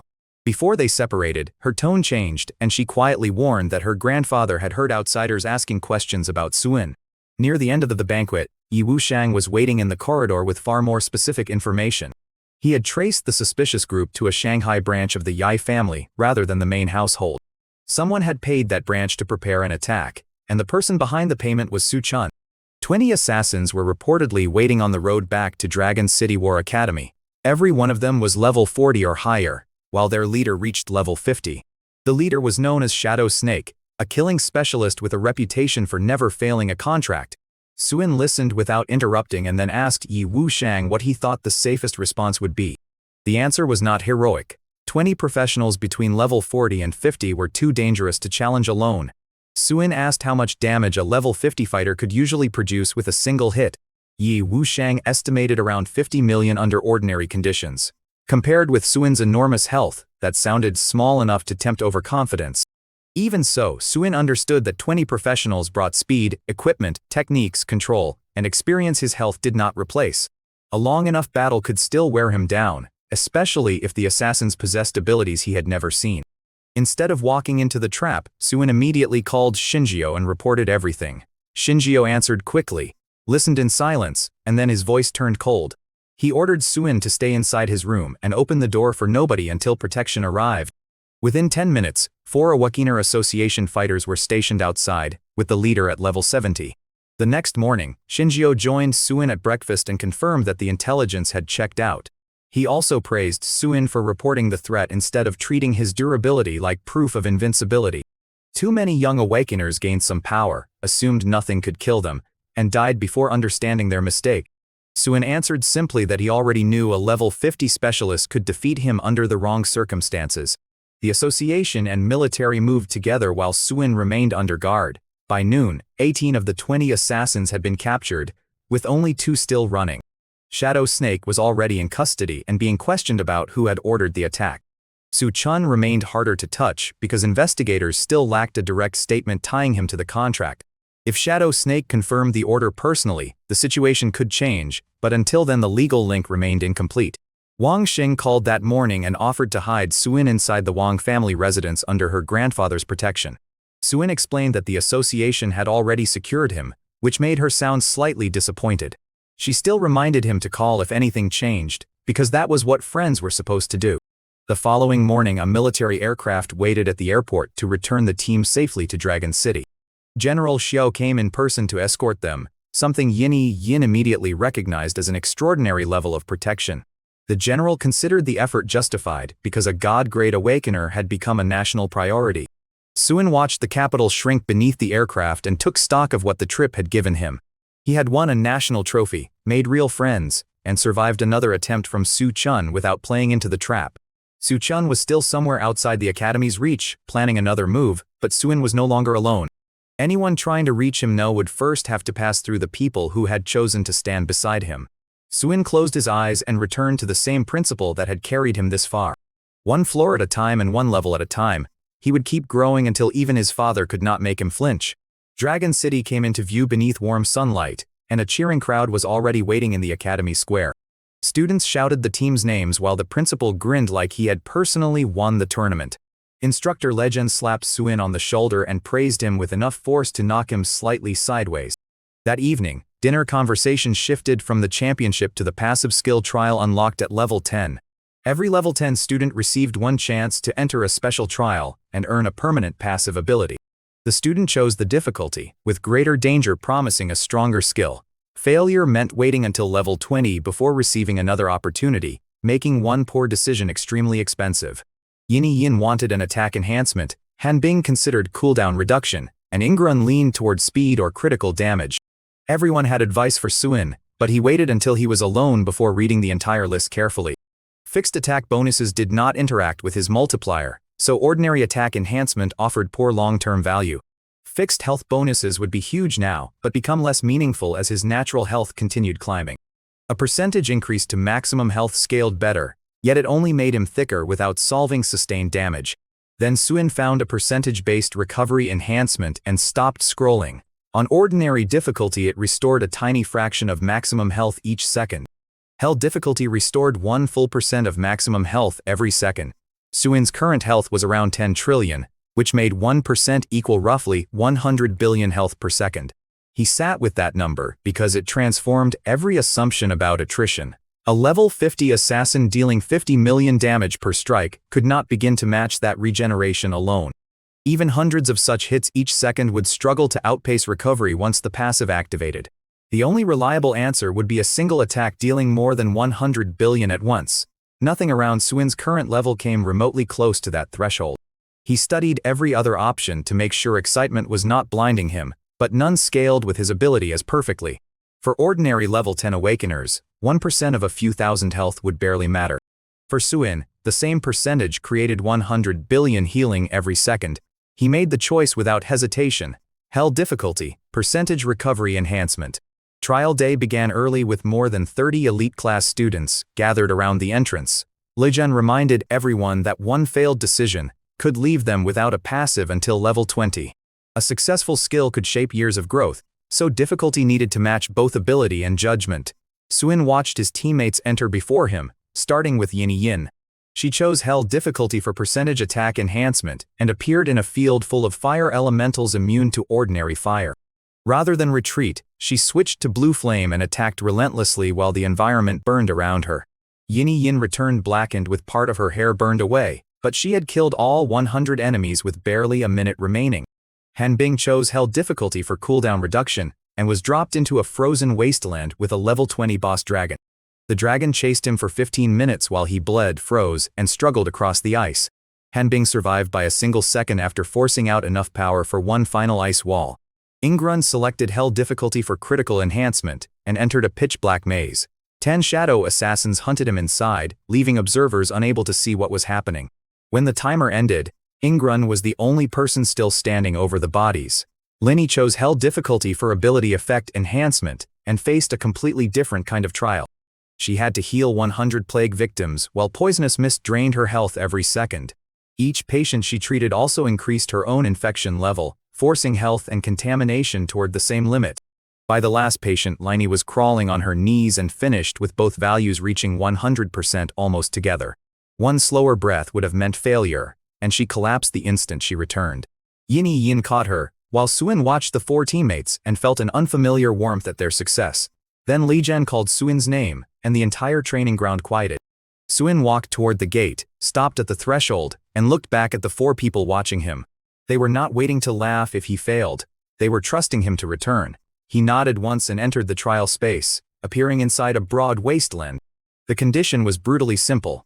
Survive 30 minutes against escalating monster waves. The first wave contained 1,000 elite wolves. At 10 minutes, another 5,000 would enter, followed at 20 minutes by 10,000 more and a Lord-class Wolf King. Each elite wolf dealt roughly 500 to 600 damage per bite. Even if thousands piled onto him together, Suin calculated that one full round would remove only a tiny portion of 10 trillion health. The first 1,000 wolves came across the ground with red eyes and no hesitation. Suin stood still as the first animal bit his leg for just over 500 damage. More wolves covered his legs, back, shoulders and arms until his body almost disappeared beneath them. From a distance, the moving pile looked more like a black hill than a person. After 2 minutes, Suin checked his panel and found he had lost only around 20 million health. 10 minutes passed, and the second wave increased the swarm to thousands without changing the result. Even after the prolonged attack, his total loss remained tiny compared with 10 trillion. Suin actually yawned while waiting because he had slept poorly the night before. At 20 minutes, 10,000 more wolves arrived with the enormous silver-furred wolf king behind them. The king watched from a distance, apparently waiting for Suin to weaken before joining the attack. After several minutes, it finally charged and sank its teeth into Suin's throat with full force. The bite dealt only around 5,000 damage. Suin lifted the Wolf King by the scruff, looked at it for a moment, and set it back down without killing it. The beast immediately attacked again, and Suin simply allowed the timer to keep running. 30 minutes ended with the trial complete, and Suin still standing beneath shredded clothing. Thousands of teeth had torn the fabric into strips without leaving a meaningful wound on his skin. The reward appeared immediately.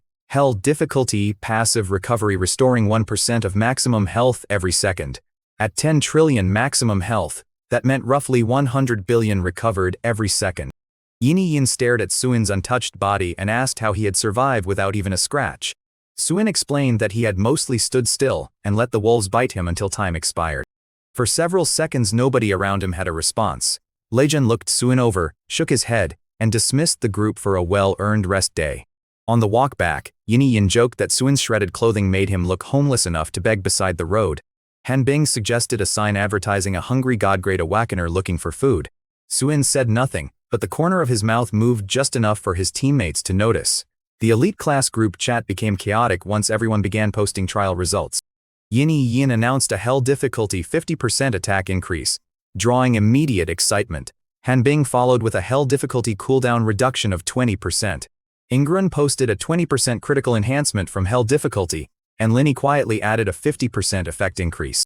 4 Hell difficulty clears from one team left the chat silent for a few seconds before messages flooded the screen. Everyone waited for Suin's result until Yin tagged him directly. He posted that his hell difficulty passive restored 1% of maximum health every second. Silence lasted only a few seconds before the chat became nearly unreadable. One student joked that a parent had found them kneeling on the floor while reading the message. Another claimed anyone fighting Suin might as well accept being dead before the match began. That evening, Yin took the entire group to a barbecue shop near the academy. The owner already knew her well enough to keep a regular table available.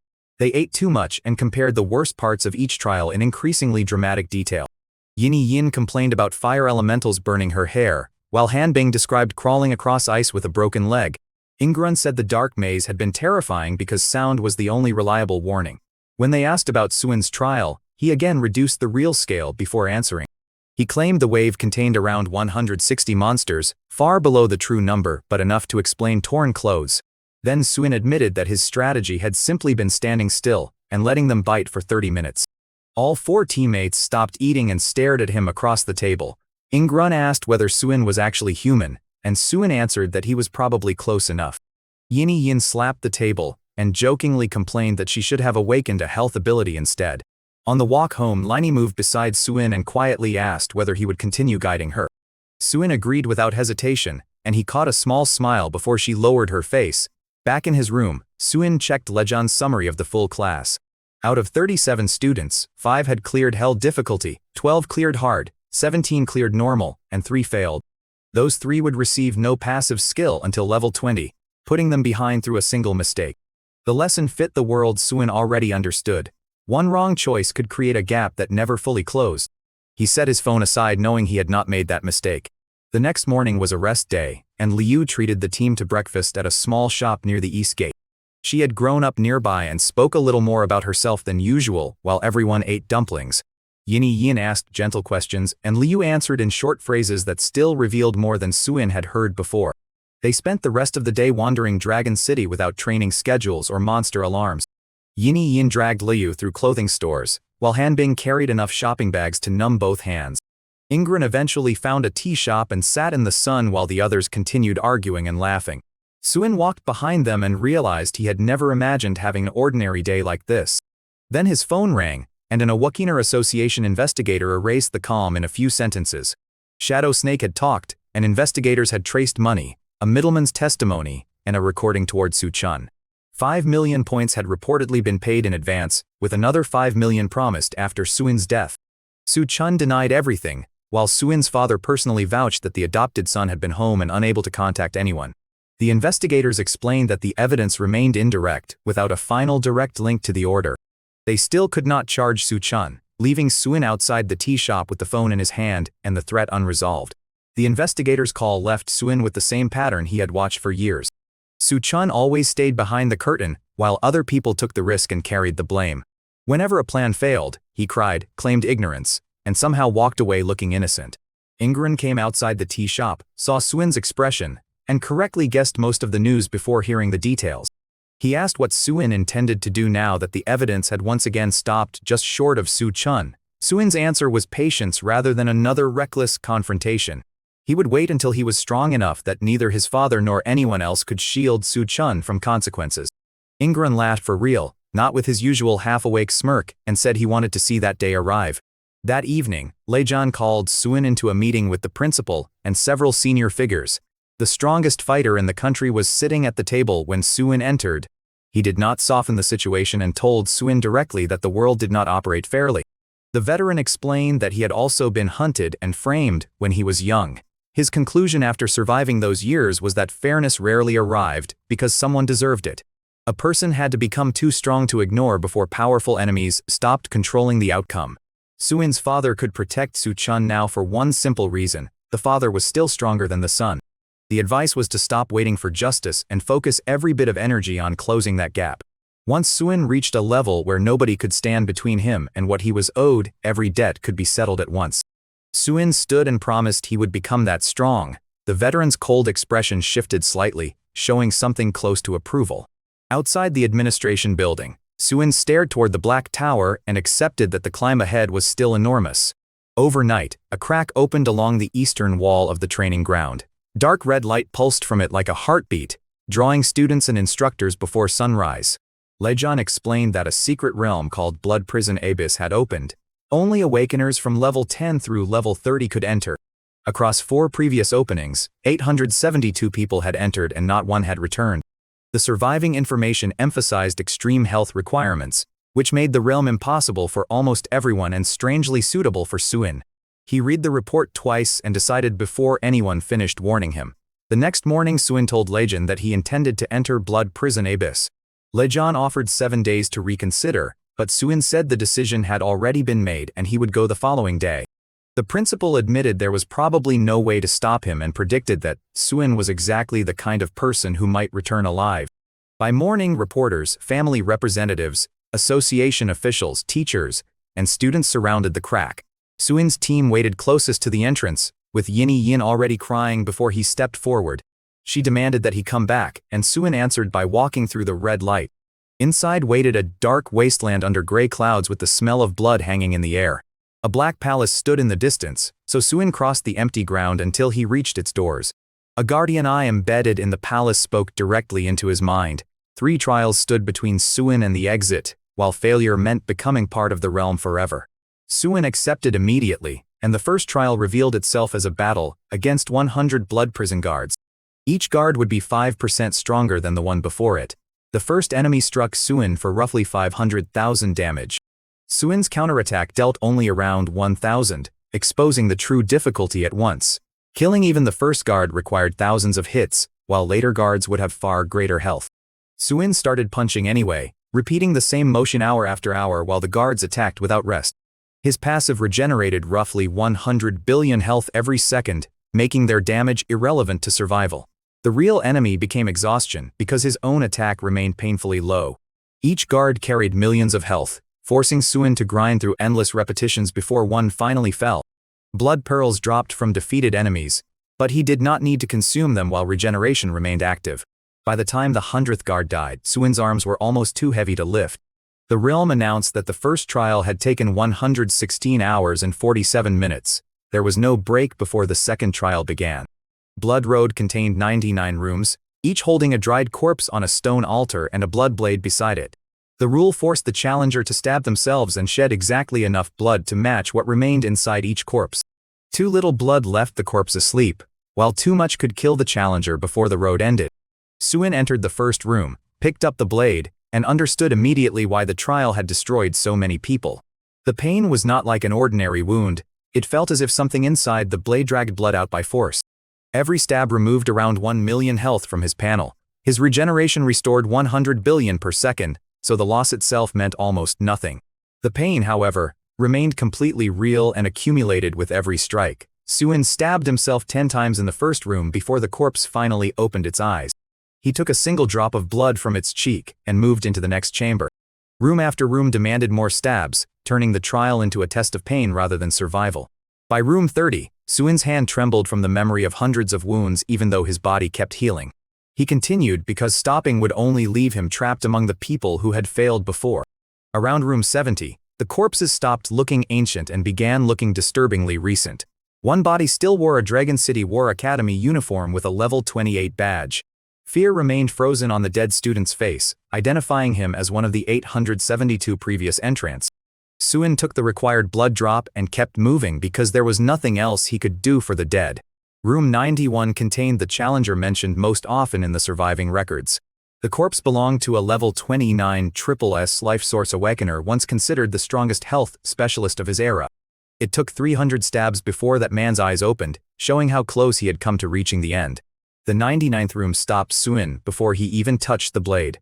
A figure in worn clothing lay on the altar with a familiar scar across the chest. When Suin leaned closer, he found his own face staring back from the corpse.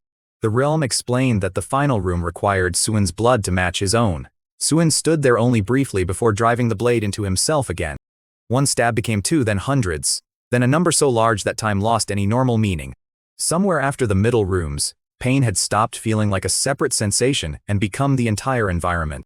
By the end, the trial had demanded around 1 million stabs and 10 trillion health worth of blood. Regeneration kept pace every second, allowing Suin to survive something no normal body could endure. The corpse wearing his face finally opened its eyes and released the last required drop. Suin collected it with the other 98 blood pearls, and the realm announced the second trial complete. The elapsed time inside had reached 29 days, 5 hours, and 22 minutes. Immediately afterward, the floor vanished beneath Suin and dropped him into darkness. He landed in an underground wasteland made almost entirely from bones. Mountains of skeletons stretched in every direction beneath air smelling of rust and decay. The third trial gave only one instruction: walk until he either found the exit or died. Then the realm sealed Suin's passive regeneration, removing the advantage that had carried him through the first 2 trials. Suin started moving without a map, direction marker, or time limit. Skinless red dogs attacked first, followed by bone-spiked boars, rotting lizards, and spiders with human-like faces. Every monster hit hard, but each dead creature dropped a blood pearl capable of restoring 1% of maximum health. Suin collected every pearl and refused to consume even one. Without regeneration, his health began falling slowly as waves continued without any clear end. He punched and stabbed through thousands of creatures, while the darkness made it impossible to measure days normally. Around what felt like the 7th day, Suin reached a mountain formed completely from bones. It blocked the only visible route forward and was covered with every monster type he had already encountered. When the creatures poured down the slope together, Suin planted himself on the first layer of bones and started fighting upward. Halfway up, lizard poison stacked faster than he could clear the effects. Near the summit, giant spiders wrapped him in silk and left him trapped for hours while they continued biting. Suin eventually broke free, but his health had fallen from 10 trillion through 8, 7, and roughly 6.5 trillion. At the summit, a 100-meter armored beast waited like the final wall of the wasteland. Its first step nearly crushed Suin before he could understand how large the enemy truly was.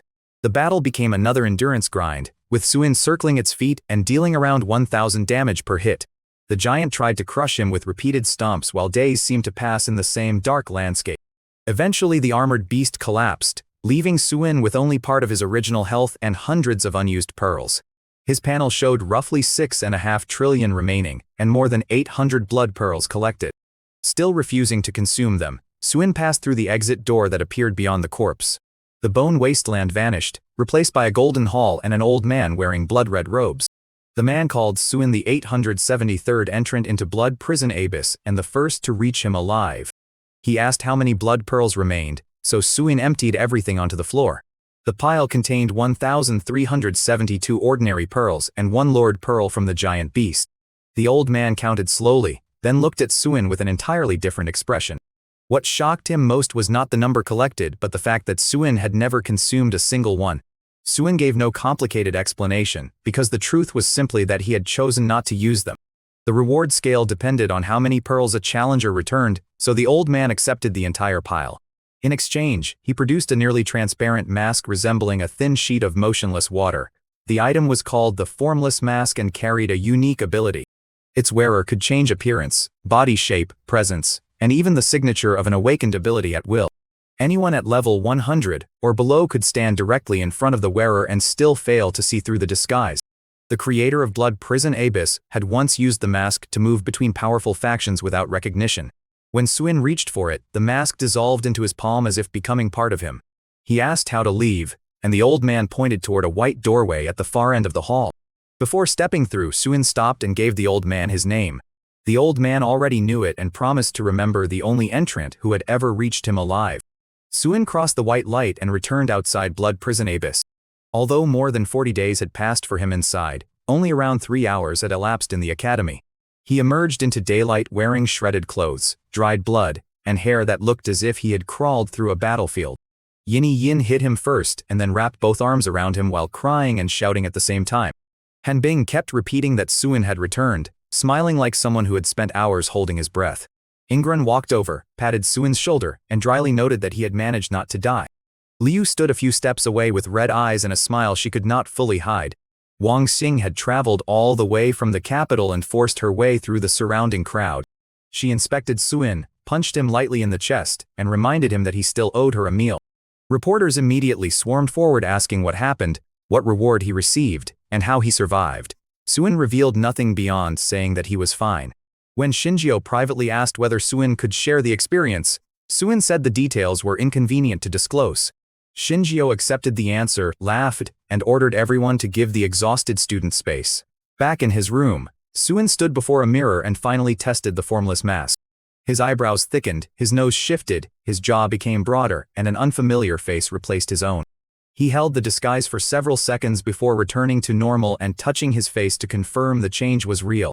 That evening, the entire elite class packed into a private dining room to celebrate his return. Food covered the tables, bottles opened, and everyone talked over one another with the relief of people who had expected worse. Legend and the principal came by, leaving 2 bottles of liquor and telling Suin to drink with the others. The warmth Suin felt had little to do with alcohol.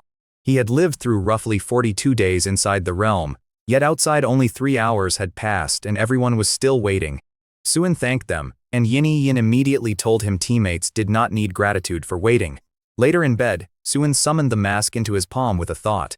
The thin layer of water-like material could turn him into almost anyone and remain invisible even to extremely high-level observers. He put it away because a tool like that would become more valuable when used at the right moment. Then his phone lit up with news that forced him upright. His father had publicly announced an attempt on the tower's 89th floor that coming Sunday. Success would make him the first level 90 awakener in human history. Experts believed a 9th passive trial at level 90 could push his power beyond the other 4 great fighters combined. If that happened, almost nobody alive would be able to stop him directly. Suin knew his father well enough to understand that such a public announcement would never be made without confidence. The older man would not attempt floor 89 unless he already believed victory was nearly certain. Once he reached level 90, Suin expected himself to become one of the first unresolved threats on his father's list. Dragon City War Academy could not stop a level 90 fighter, and the association president was only level 85. Suin's teammates were level 10, which meant they would become helpless targets if his father entered the academy looking for him. His own safety mattered, but the thought of friends being hurt because of him mattered more. The only reliable protection Suin could give them was removing himself from the battlefield completely. He sat with that decision, took the phone card from his phone, and snapped it in half. A short note was left on the desk before Suin packed the few belongings he still owned.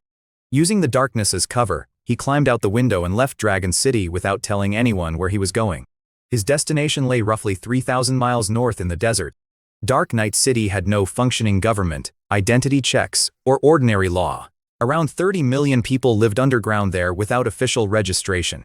Criminals, fugitives, enemies of powerful families, and people who rejected normal society all disappeared into the same place.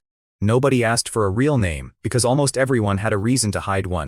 After 2 days of travel, Suin reached a massive pit cut into the desert floor. Iron chains disappeared into the darkness below while rough-looking travelers waited silently around the edge.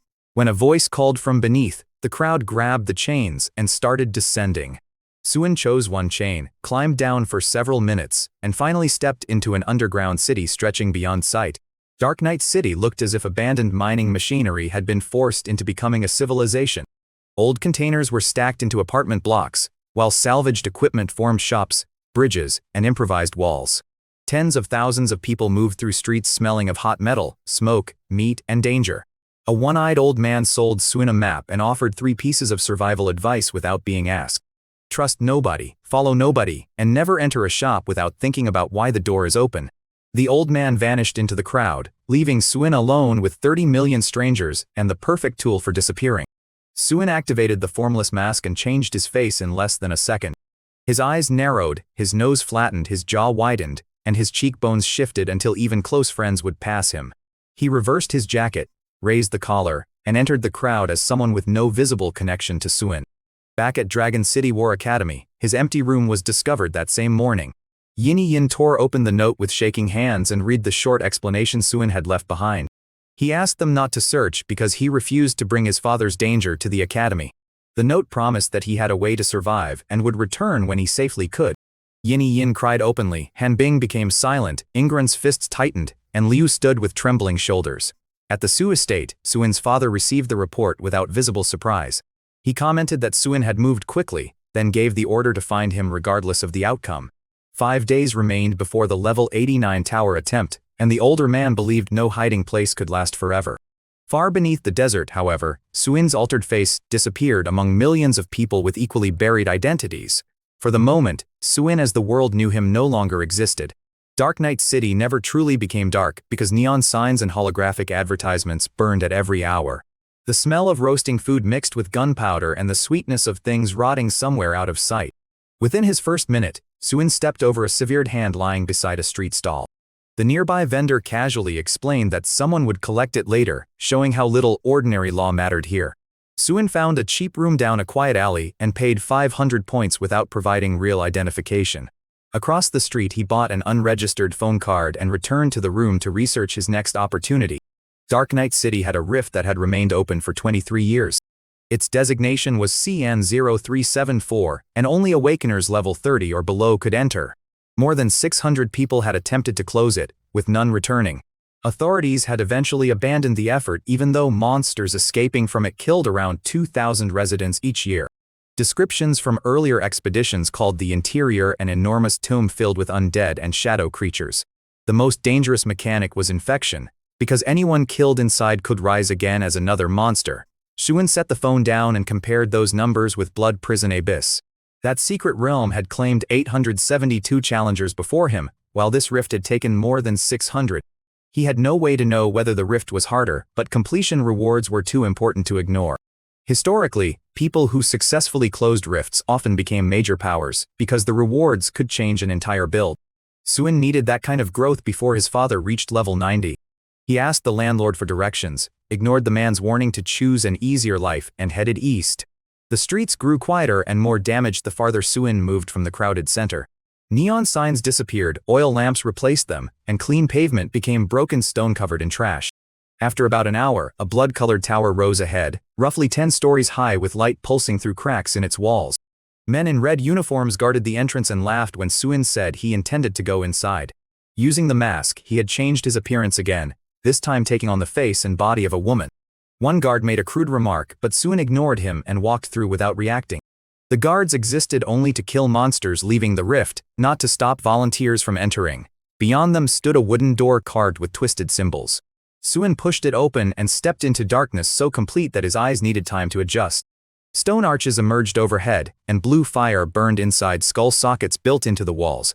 Something moved far ahead, while the entrance behind Suin had already vanished.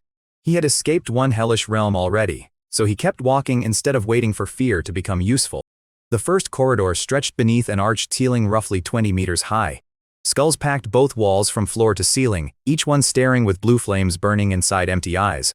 As Suin advanced, the stone beneath his feet started shaking. Dark shapes moved beneath cracks in the floor, fast enough to suggest the entire path was alive. Then the stone exploded and thousands of pale hands burst upward. Some hands still had skin while others were nothing but bone, yet every one grabbed with unnatural strength. Each grip dealt around 5,000 damage as the floor disappeared beneath Suin. Only isolated stone pillars remained, spaced roughly 50 meters apart across a 3-kilometer abyss. The rift announced that falling meant death, and that the far door had to be reached within 1 hour. Suin jumped from the first pillar and immediately felt hands catch his ankles, arms, hair, and neck. Instead of fighting every grip, he turned the hands into part of his movement. He kicked from one, grabbed another, swung forward, landed on the next pillar, and jumped before more fingers could anchor him. Every gap became the same violent rhythm of falling, being grabbed, redirecting momentum, and launching toward the next platform. Around the 23rd pillar, the smaller hands suddenly withdrew as if frightened by something deeper below. A hand the size of a building rose from the abyss, black as coal with blood-red nails shaped like blades. It slapped Suin into a pillar for roughly 5 million damage. Before he fully recovered, the giant hand struck again and again until the stone platform cracked beneath him. Suin dropped into the abyss with smaller hands dragging downward while the enormous one continued attacking from above. When the giant hand swung upward again, Suin caught one of its fingers instead of resisting. He ran along the back of the hand while it thrashed, using each violent movement to carry himself higher. At the top of one swing, Suin jumped and landed on a far pillar around number 107. The massive hand sank back into darkness with a roar while Suin checked his status. His regeneration had already restored everything, leaving the health bar full. Only around 30 pillars remained before a stone door marked with a carved eye. The eye tracked Suin as he approached, then the door opened into a second chamber filled with red light. Beyond it stood a forest made entirely from bone rather than wood. Ribs, femurs, spines, and skulls formed hills while new bone structures grew from the ground like twisted trees. Some rose higher than 100 meters with dried corpses hanging from their branches. The next rule required Suin to capture 30 bone demons hidden throughout the forest within 12 hours. The demons would run rather than fight, but failure would cause the entire forest to awaken and hunt him. Suin spotted the first demon crouched beneath a bone tree where its pale body nearly vanished against the surroundings. The creature bolted the moment he approached, using 4 bone legs to weave through terrain it knew far better. After chasing for 10 minutes without gaining ground, Suin stopped and reconsidered. Everything in the forest was bone, and bone made noise whenever something moved across it. Suin closed his eyes and listened until a faint crack came from the left. He approached slowly, then threw bone fragments in the opposite direction when he was close enough. The startled demon turned toward the false sound, giving Suin the opening to grab its rear leg. It dissolved instantly and left a bone tile behind. Suin repeated the method, collecting 12 demons within roughly 3 hours. After the 12th capture, the remaining creatures changed behavior and became completely still. Their bodies blended so perfectly into the forest that only the faint blue glow inside their eye sockets betrayed them. Most even learned to suppress that glow, turning the search into another patience test. Then one demon suddenly ran into the open and released a scream that echoed through the entire forest. Hundreds of hidden demons answered, and blue eyes appeared from every direction at once. Instead of continuing to hide, at least 300 creatures began surrounding Suin. That solved the search problem for him. Suin walked directly toward them, and the entire group attacked together. Dozens bit simultaneously for around 8,000 damage each, but his regeneration easily outpaced the loss. He allowed them to crowd around him and methodically punched them apart one at a time. Each destroyed demon left another tile until the 30th required token finally dropped. At that instant, every remaining demon froze and then shattered together. Hundreds of collapsing bodies buried Suin up to his chin beneath white bone fragments. He dug himself out, brushed off the dust, and entered the red doorway that appeared in the forest's center. The third chamber was an underground palace wider than Suin could see from the entrance. Columns covered in symbols held up the darkness, while floor tiles carried tens of thousands of names belonging to the dead. At the center, a skeleton roughly 10 meters tall sat on a raised throne wearing a rusted crown. A great sword rested in its hands, and red fire burned inside its eye sockets. Around the throne stood roughly 100,000 skeleton soldiers in perfect military formation. Spears, swords, archers, and mounted units remained motionless until Suin crossed the threshold. The objective was direct: defeat the undead king. Reaching the king required passing through the army, while every 10 minutes another 5,000 soldiers would appear. Suin received only one attempt, with death meaning permanent imprisonment inside the rift. The army charged the moment he stepped forward. Attacks landed from every direction for amounts ranging from roughly 10,000 to 50,000. Suin stood inside the swarm and adopted the simplest strategy possible. One punch shattered one skeleton, then he took one step and repeated the process. Every 10 minutes brought 5,000 reinforcements, while Suin destroyed only around 2,000 in the same period. The army therefore grew faster than he could reduce it, but Suin still advanced slowly toward the throne. After roughly 4 hours, he finally reached the undead king. The giant skeleton jumped down and struck with its sword for about 10 million damage. Suin moved back one step and punched the king's foot for only around 1,000. The king stared at him, then erupted into a furious series of 10 million damage swings. Suin kept retreating just enough to remain upright while continuing to punch forward. The king's health fell painfully slowly, but it was falling. Suin's own health also dropped under the combined pressure of the boss and the surrounding army. Even losses of 1 or 2 billion per second meant little while his passive restored 100 billion in the same time. After another 2 hours, the undead king appeared to understand that the fight could not be won through damage. It tried to run, but Suin grabbed one enormous foot and refused to release it. The king dragged him across the palace, smashing columns and crushing its own soldiers while Suin kept punching. Another 2 hours passed before the giant finally knelt and attempted to surrender. Suin refused because the rift required the king's defeat, not an agreement. He kept striking one kneecap until the bone cracked and the giant could no longer stand. With its sword gone and reinforcements failing to change the result, the king could only watch the final blows arrive. When it collapsed, the entire palace began falling apart around the throne. Columns snapped, sections of ceiling dropped, and thousands of skeleton soldiers crumbled without their ruler. A completion token appeared in the rubble, opening a light doorway to the fourth chamber. This final room had no visible walls, only darkness surrounding a chair made from living red bone. Across from it sat a human-shaped figure built from thousands of bones pressed together. It had no skin or face, only 2 black hollow sockets fixed on Suin. The final rule required Suin to sit opposite the Bone King and maintain eye contact. The longer he lasted, the greater the reward, while looking away, standing, or collapsing would end the trial. Suin sat down, and the first vision struck immediately. He saw blood, mountains of corpses, and an enormous figure standing at the top of them all. When that figure looked toward him, Suin briefly felt as though his existence itself might disappear. The vision vanished, but another followed, then another, each longer and clearer than the last. Fragments showed the Bone King's life from its earliest battles through centuries of war. Suin watched it build the undead army he had just destroyed before eventually sitting in this chamber to wait. The creature had been waiting for someone capable of holding its gaze all the way to the end. 1 hour became 3, then 5 while Suin's eyes burned and filled with blood. The pressure of the hollow stare felt like something physically forcing its way into his skull.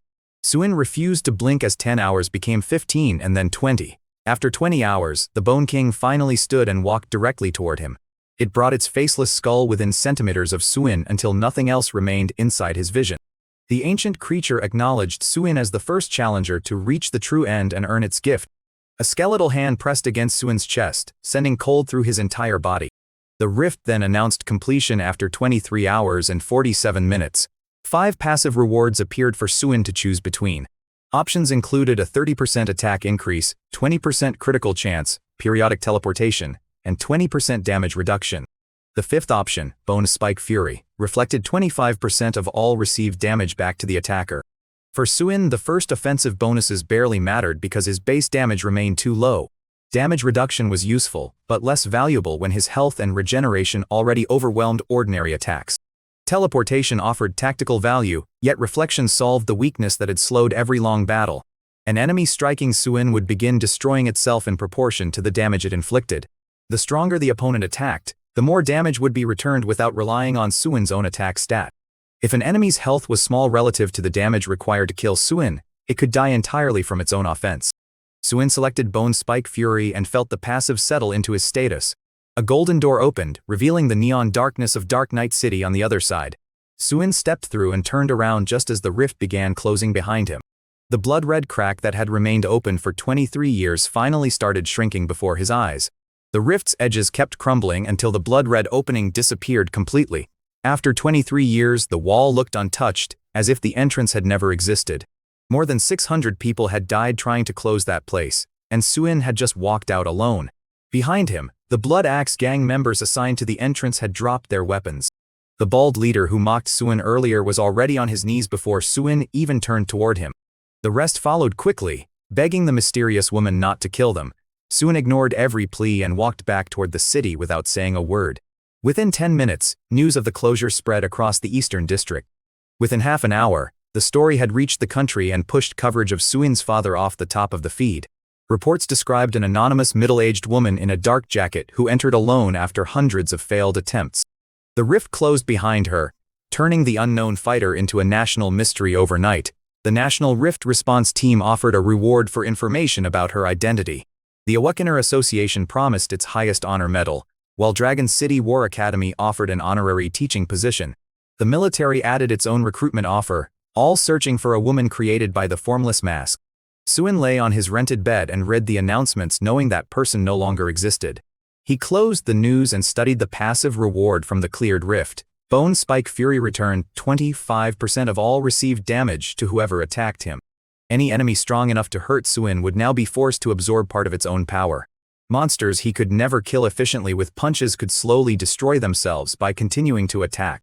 His low attack stat remained a weakness, but the new passive had made the weakness much less restrictive. Suin stood near the window watching neon colors flicker across the glass when another notification arrived. His father had been asked about the anonymous rift closer during a press interview. The older man called her a true hero and estimated her strength at the absolute peak of fighters below level 30. He even said the Su family would welcome her with its highest honors if she ever chose to make contact. The reporter then asked whether the rift closure changed his plan to attempt floor 89 in 3 days. Suin's father smiled and repeated that he would clear the floor without failure. Suin placed the phone face down and focused on the remaining 3 days. While standing at the window, however, his thoughts returned to names carved across the floors of both deadly realms. There had been tens of thousands of names written in scripts Suin did not recognize. Some symbols belonged to no human language he had ever seen or studied.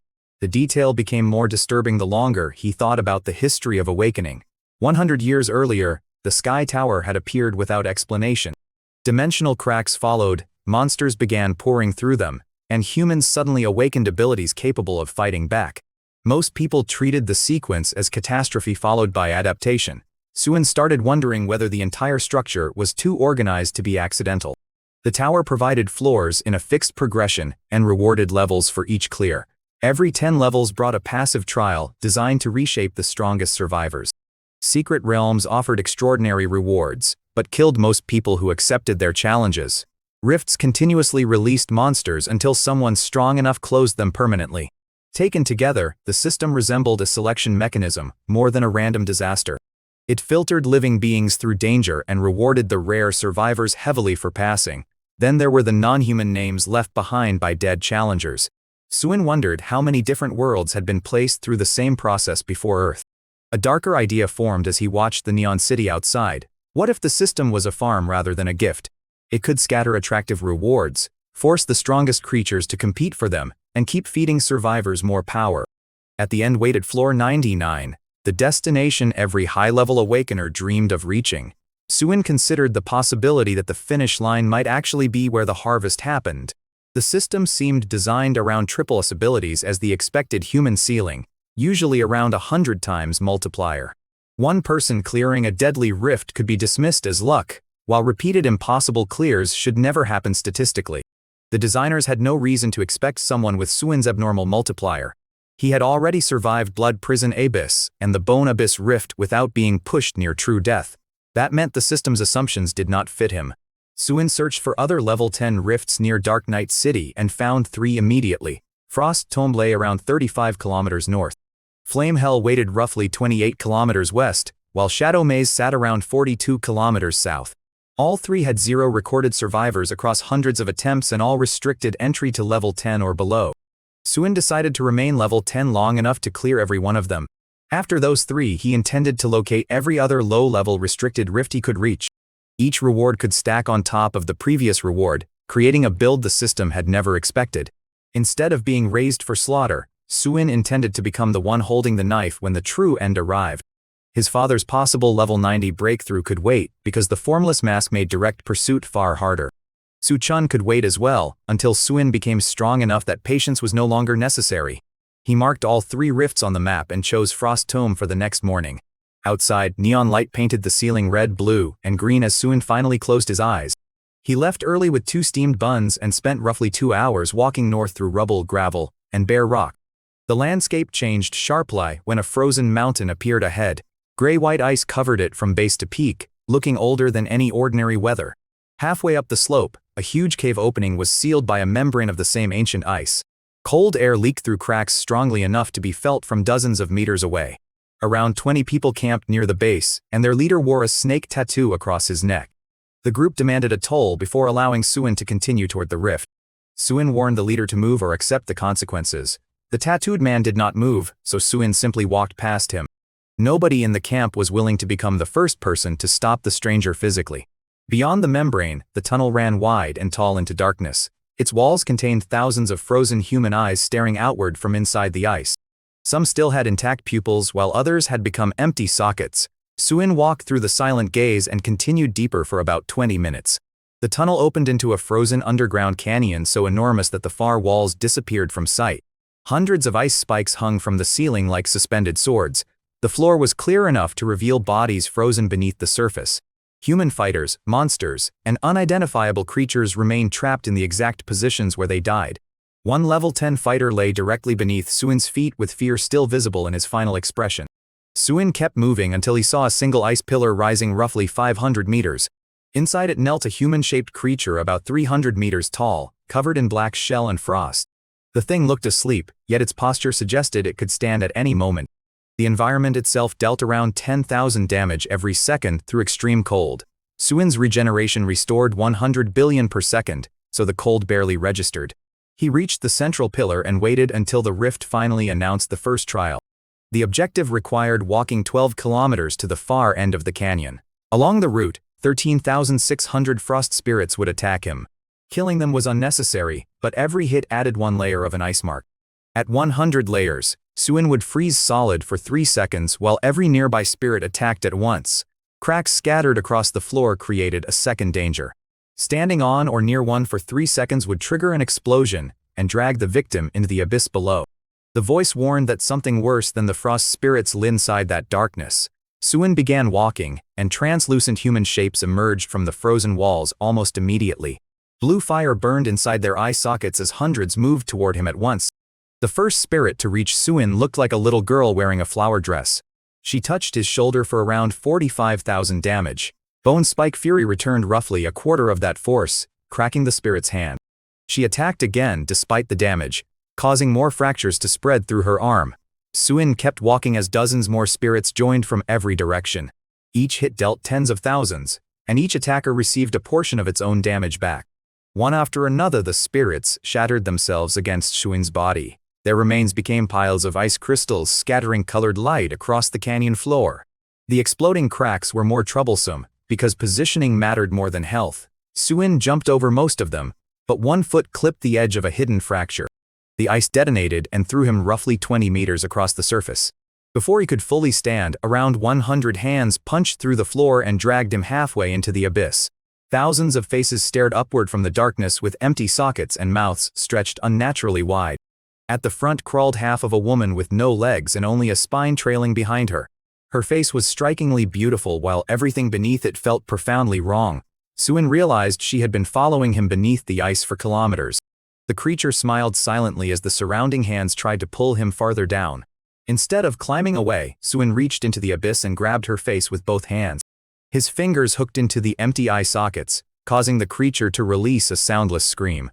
Every other hand immediately released Suin and withdrew. He pulled the half-woman onto the ice, holding her where the creatures below could see what had happened. The abyss hands vanished deeper into darkness. Suin dropped the creature, and her body shattered into crystals when it struck the frozen floor.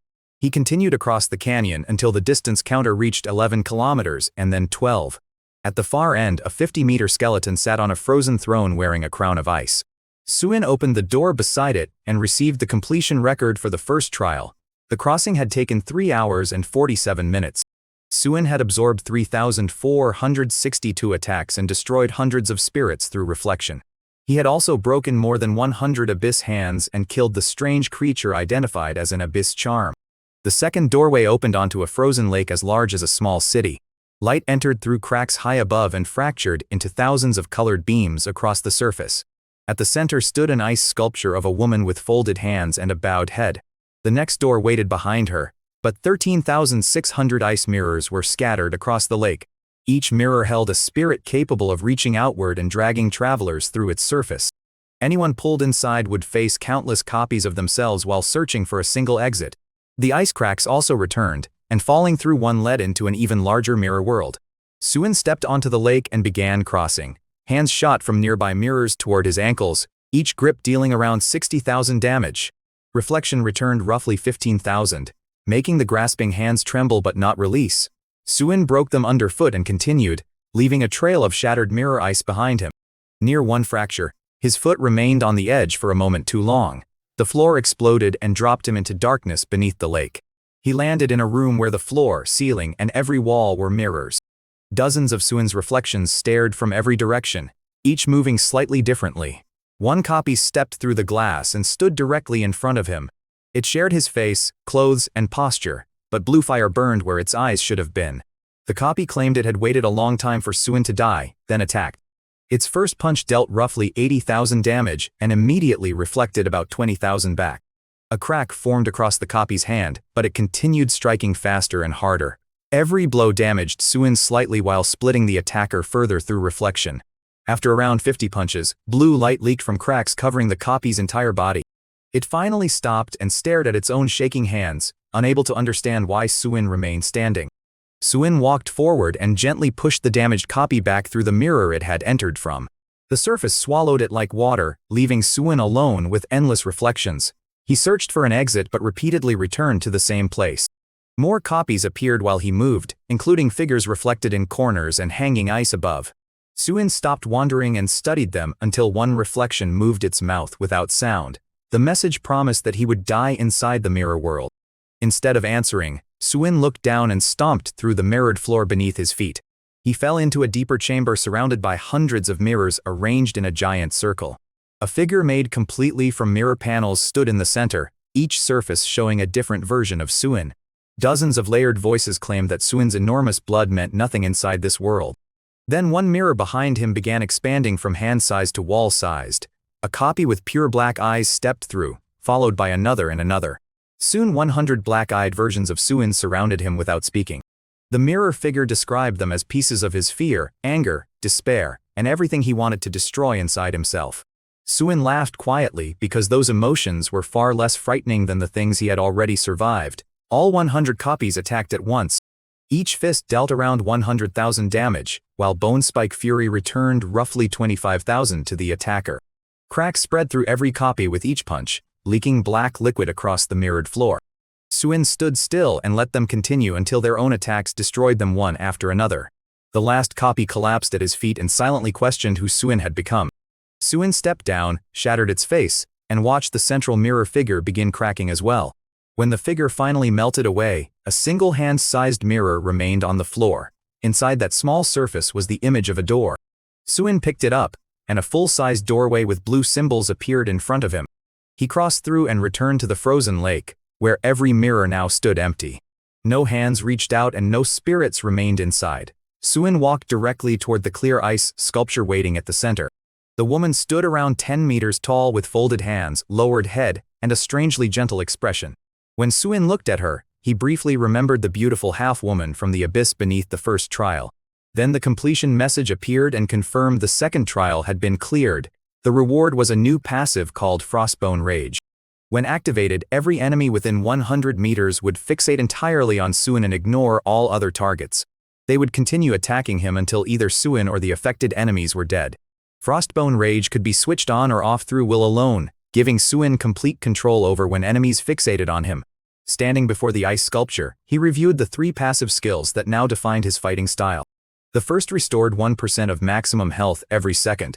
Bone Spike Fury reflected 25% of incoming damage back toward the attacker. Frostbone Rage forced every hostile creature within 100 meters to ignore every other target and attack Suin. For the first time, the pieces of his strange build fit together almost perfectly. Suin could activate the taunt, enter a monster crowd, and let every enemy strike as hard as possible. Reflection would return a quarter of that power while regeneration restored roughly 100 billion health each second. He no longer needed enough attack to kill every target personally. Against many enemies, simply remaining alive could become his main source of damage. Suin quietly thanked the ice sculpture even though he had no idea who the carved woman represented. For an instant, the corner of her frozen mouth seemed slightly higher, though Suin blamed the changing light. He crossed the mirror lake again and returned through 12 kilometers of shattered ice. Outside the frozen cave, all 20 people from the camp were still waiting. The tattooed leader's knife lay untouched on the ground while he stared at Suin like something impossible had returned. Suin walked past without stopping, giving the group no explanation. Once Suin disappeared from sight, the leader dropped heavily onto the rocks and called a contact. Before Suin even reached his inn, online forums were already exploding over a second rift closing in 2 days. Descriptions matched the same mysterious woman who had closed the first rift. People began asking what kind of level 10 fighter could survive places that killed hundreds of experienced awakeners. One detailed post arranged the clues into a pattern that was difficult to ignore. The unknown woman had to be level 10 or below because of the entry restrictions. Her performance surpassed every known triple-S fighter at the same level. She was hiding in a city with no identity checks and seemed desperate to gain power quickly. The writer asked which missing awakener fit all of those facts at once. Readers reached the same answer almost immediately: Suin from Dragon City War Academy. He was the missing god-grade level 10 awakener with absurd health and a father powerful enough to hunt him. Some users demanded actual evidence, but the theory spread faster than skepticism could slow it. Suin read the discussion from his rented room and felt the pressure of strangers moving closer to the truth. The formless mask protected his face, but patterns of behavior could still expose him. At the Su estate, Suin's father read the same analysis and told Suin's mother that it was probably correct. When she asked whether he truly intended to kill his own son, the older man stayed silent for a moment. Then he explained that being his son was exactly why Suin had become such a dangerous problem. Suin hated the family, kept gaining strength, and might eventually return once nobody could stop him. His father wanted that possibility eliminated before Suin crossed the point where killing him became impossible. He ordered guards placed around the remaining level 10 rifts near Dark Knight City. If anyone tried to close those rifts, he wanted to know immediately and intended to appear personally. The plan would operate alongside his already announced Floor 89 attempt on Sunday. At Awakener Association headquarters, Shinjio reached the opposite conclusion. A person capable of repeatedly closing lethal rifts could become one of the most valuable people alive. Rift monsters killed enormous numbers of civilians every year, and permanent closures could save lives on a scale few fighters could match. Shinjio quietly sent personnel toward Dark Knight City to watch for the mysterious closer. He also asked the military to prepare the strongest independent fighter as backup if Suin's father moved directly. Suin followed the situation through online reports and understood that the nearby rifts had become traps. Even with another face, his father could wait at an exit and attack whoever emerged after a successful closure.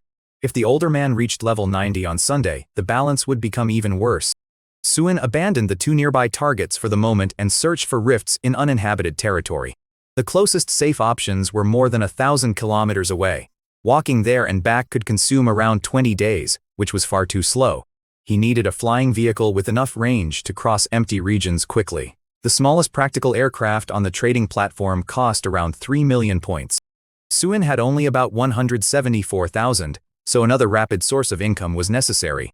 Monster territory around Dark Knight City expanded in rings from low grade to high grade.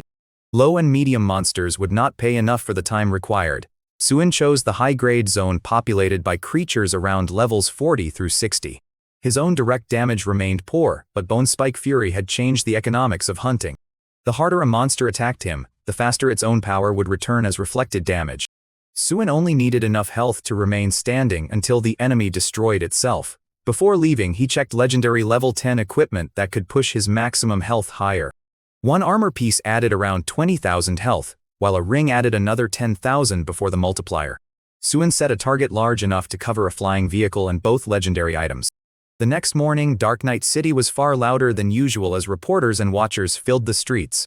Plainclothes figures stood at corners studying faces, while association representatives made public announcements. Shinjio had come personally to honor the mysterious rift closer and warned that attacking her meant opposing the association. Across the street, a military officer delivered a similar message on behalf of the army. The country's strongest fighter had also declared protection over the unidentified woman. Then Suin passed a man distributing flyers carrying Suin's real face. The Su family offered 500 million points for information leading directly to him. Suin rolled one flyer and dropped it into a trash bin without reading further. A gray-coated man across the street noticed that small reaction immediately. Suin entered a quiet alley and waited, allowing the watcher to follow rather than lead the pursuit elsewhere. The man explained the mistake Suin had made. Everyone else pocketed the enormous reward notice or studied it carefully, while Suin had discarded it instantly. A normal person would have reacted more strongly to 500 million points. The watcher had also noticed that Suin's steps never changed when he realized he was being observed. Suin moved closer until less than a meter separated them and held the man's gaze without speaking. The watcher stepped backward twice before noticing his own reaction. He then left the alley quickly, checking once over his shoulder before disappearing into the crowd. Suin changed his appearance again, this time becoming a rough middle-aged man with different posture.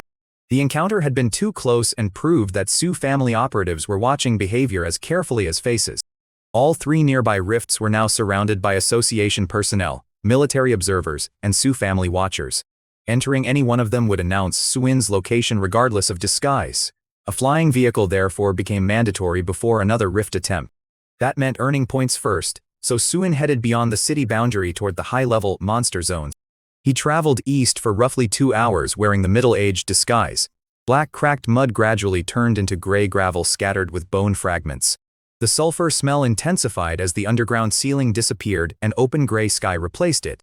Suin noticed that something had been following him since the low-level zone but continued walking. Gray-brown scaled creatures watched from behind sand dunes with basin-sized heads and vertical yellow pupils. They waited until Suin reached a dead forest near the high-grade boundary before attacking. 20 level 41 creatures charged from different directions at once. Each bite carried roughly 500,000 attack. The first monster cracked its own jaw against Bone Spike Fury and still continued biting. Suin allowed the creatures to surround him and activated Frostbone Rage for the first time. Every eye around him turned red as the taunt seized their attention. More monsters emerged from dead trees and distant dunes, all locking onto Suin as the only target. 20 became 30. Then 50, then more than 100 attacking without concern for self-preservation. Repeated bites shattered jaws and split skulls as reflected damage accumulated. Some creatures broke apart completely before instinct could make them retreat. Suin remained in the center without moving while the swarm destroyed itself around him. After roughly half an hour, the attack finally weakened and the ground was buried beneath several layers of bodies. Suin climbed out and found around 200 survivors standing near the edge of the taunt radius. The red madness had disappeared from their eyes and been replaced by fear. Suin took one step toward them, and the entire group turned and fled within seconds. His panel recorded 347 kills, each worth roughly 50,000 points. One swarm had produced more than 17 million points before loot was even counted. Suin spent another hour collecting crystal cores worth around 10,000 points each. Those materials added several million more to the value of a single encounter.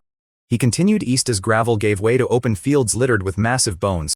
A long crack eventually split the ground ahead, stretching hundreds of meters beyond sight. Light rose from below with a deep rumble, followed by a 40-meter lizard made from molten rock. The elite creature was around level 48 and could strike for millions of damage. It opened its mouth and covered Suin in a river of magma. The attack reflected a large portion of that damage back into the lava beast. Suin activated Frostbone Rage, turning the creature's eyes red and removing any instinct to retreat. For roughly 10 minutes, it attacked continuously with claws, fire breath, and body slams. Each powerful strike sent reflected damage back through its own body. Scales broke away, one leg failed, and the light inside its eyes gradually weakened. Eventually the lava lizard split apart and collapsed. The kill produced around 2 million points plus rare materials worth hundreds of thousands more. Suin spent the entire day moving deeper through the high-grade region with the taunt active. He no longer needed to search for monsters, because anything entering the radius came directly to him. Level 41 lizards, level 43 sandworms, and level 45 poison scorpions attacked in waves. Dozens of elite magma lizards joined, followed eventually by a level 55 Lord-ranked sandstorm scorpion. By dusk, Suin returned through the city gate covered in blood and burns with part of his hair singed away. A guard asked what had happened, and Suin casually explained that he had been grinding for points. Back in his room, the full day's numbers forced him to stare at the panel. The recorded kills exceeded 2,000, and total earnings reached roughly 20 billion points. One day of hunting had produced more wealth than Suin expected to see in years before awakening. He immediately bought legendary armor and a legendary ring for around 200 million points.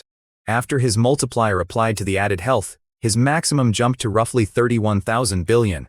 Suin then spent 5 billion points on a high-grade spatial ring.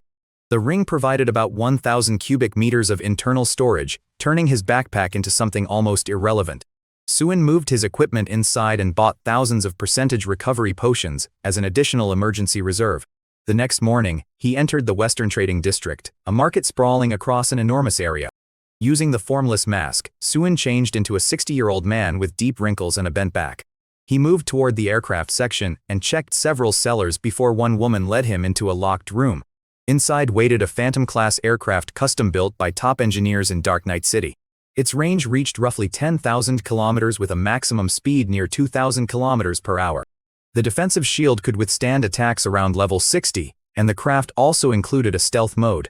The price was 5 billion points. Suin paid immediately, tested the cockpit, confirmed the systems, and stored the entire aircraft inside his spatial ring. The seller nearly lost her balance when the vehicle vanished from the room. Suin then moved into the supply district and began buying for long-term travel. Rice, flour, oil, salt, dried meat, vegetables, and fruit disappeared into his storage. He continued through water, clothing, hardware, medicine, seed and fuel shops. By the time Suin finished, the 1,000 cubic meter storage space was packed with enough supplies to support years alone. At dusk he changed his face again and left Dark Knight City without attracting attention. After moving about an hour into the empty desert, Suin finally brought the Phantom aircraft out of storage.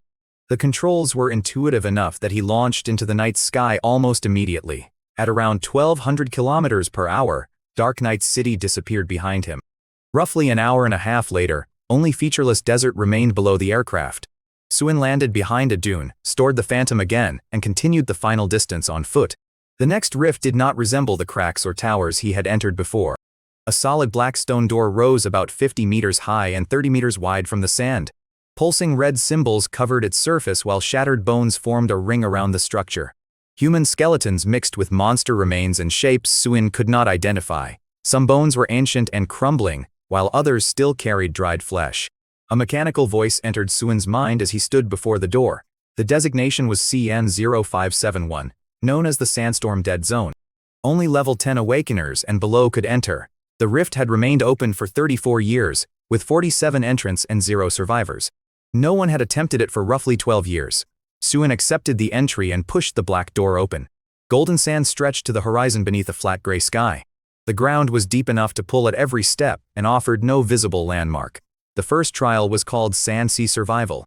Suin had to remain alive for 24 hours while 137 monster types hunted through sand, wind, and shadow. Each kill granted survival points, and advancement required at least 1,000 points plus victory over the Zone Guardian. The rift warned that there was no water, food, or safe place to rest.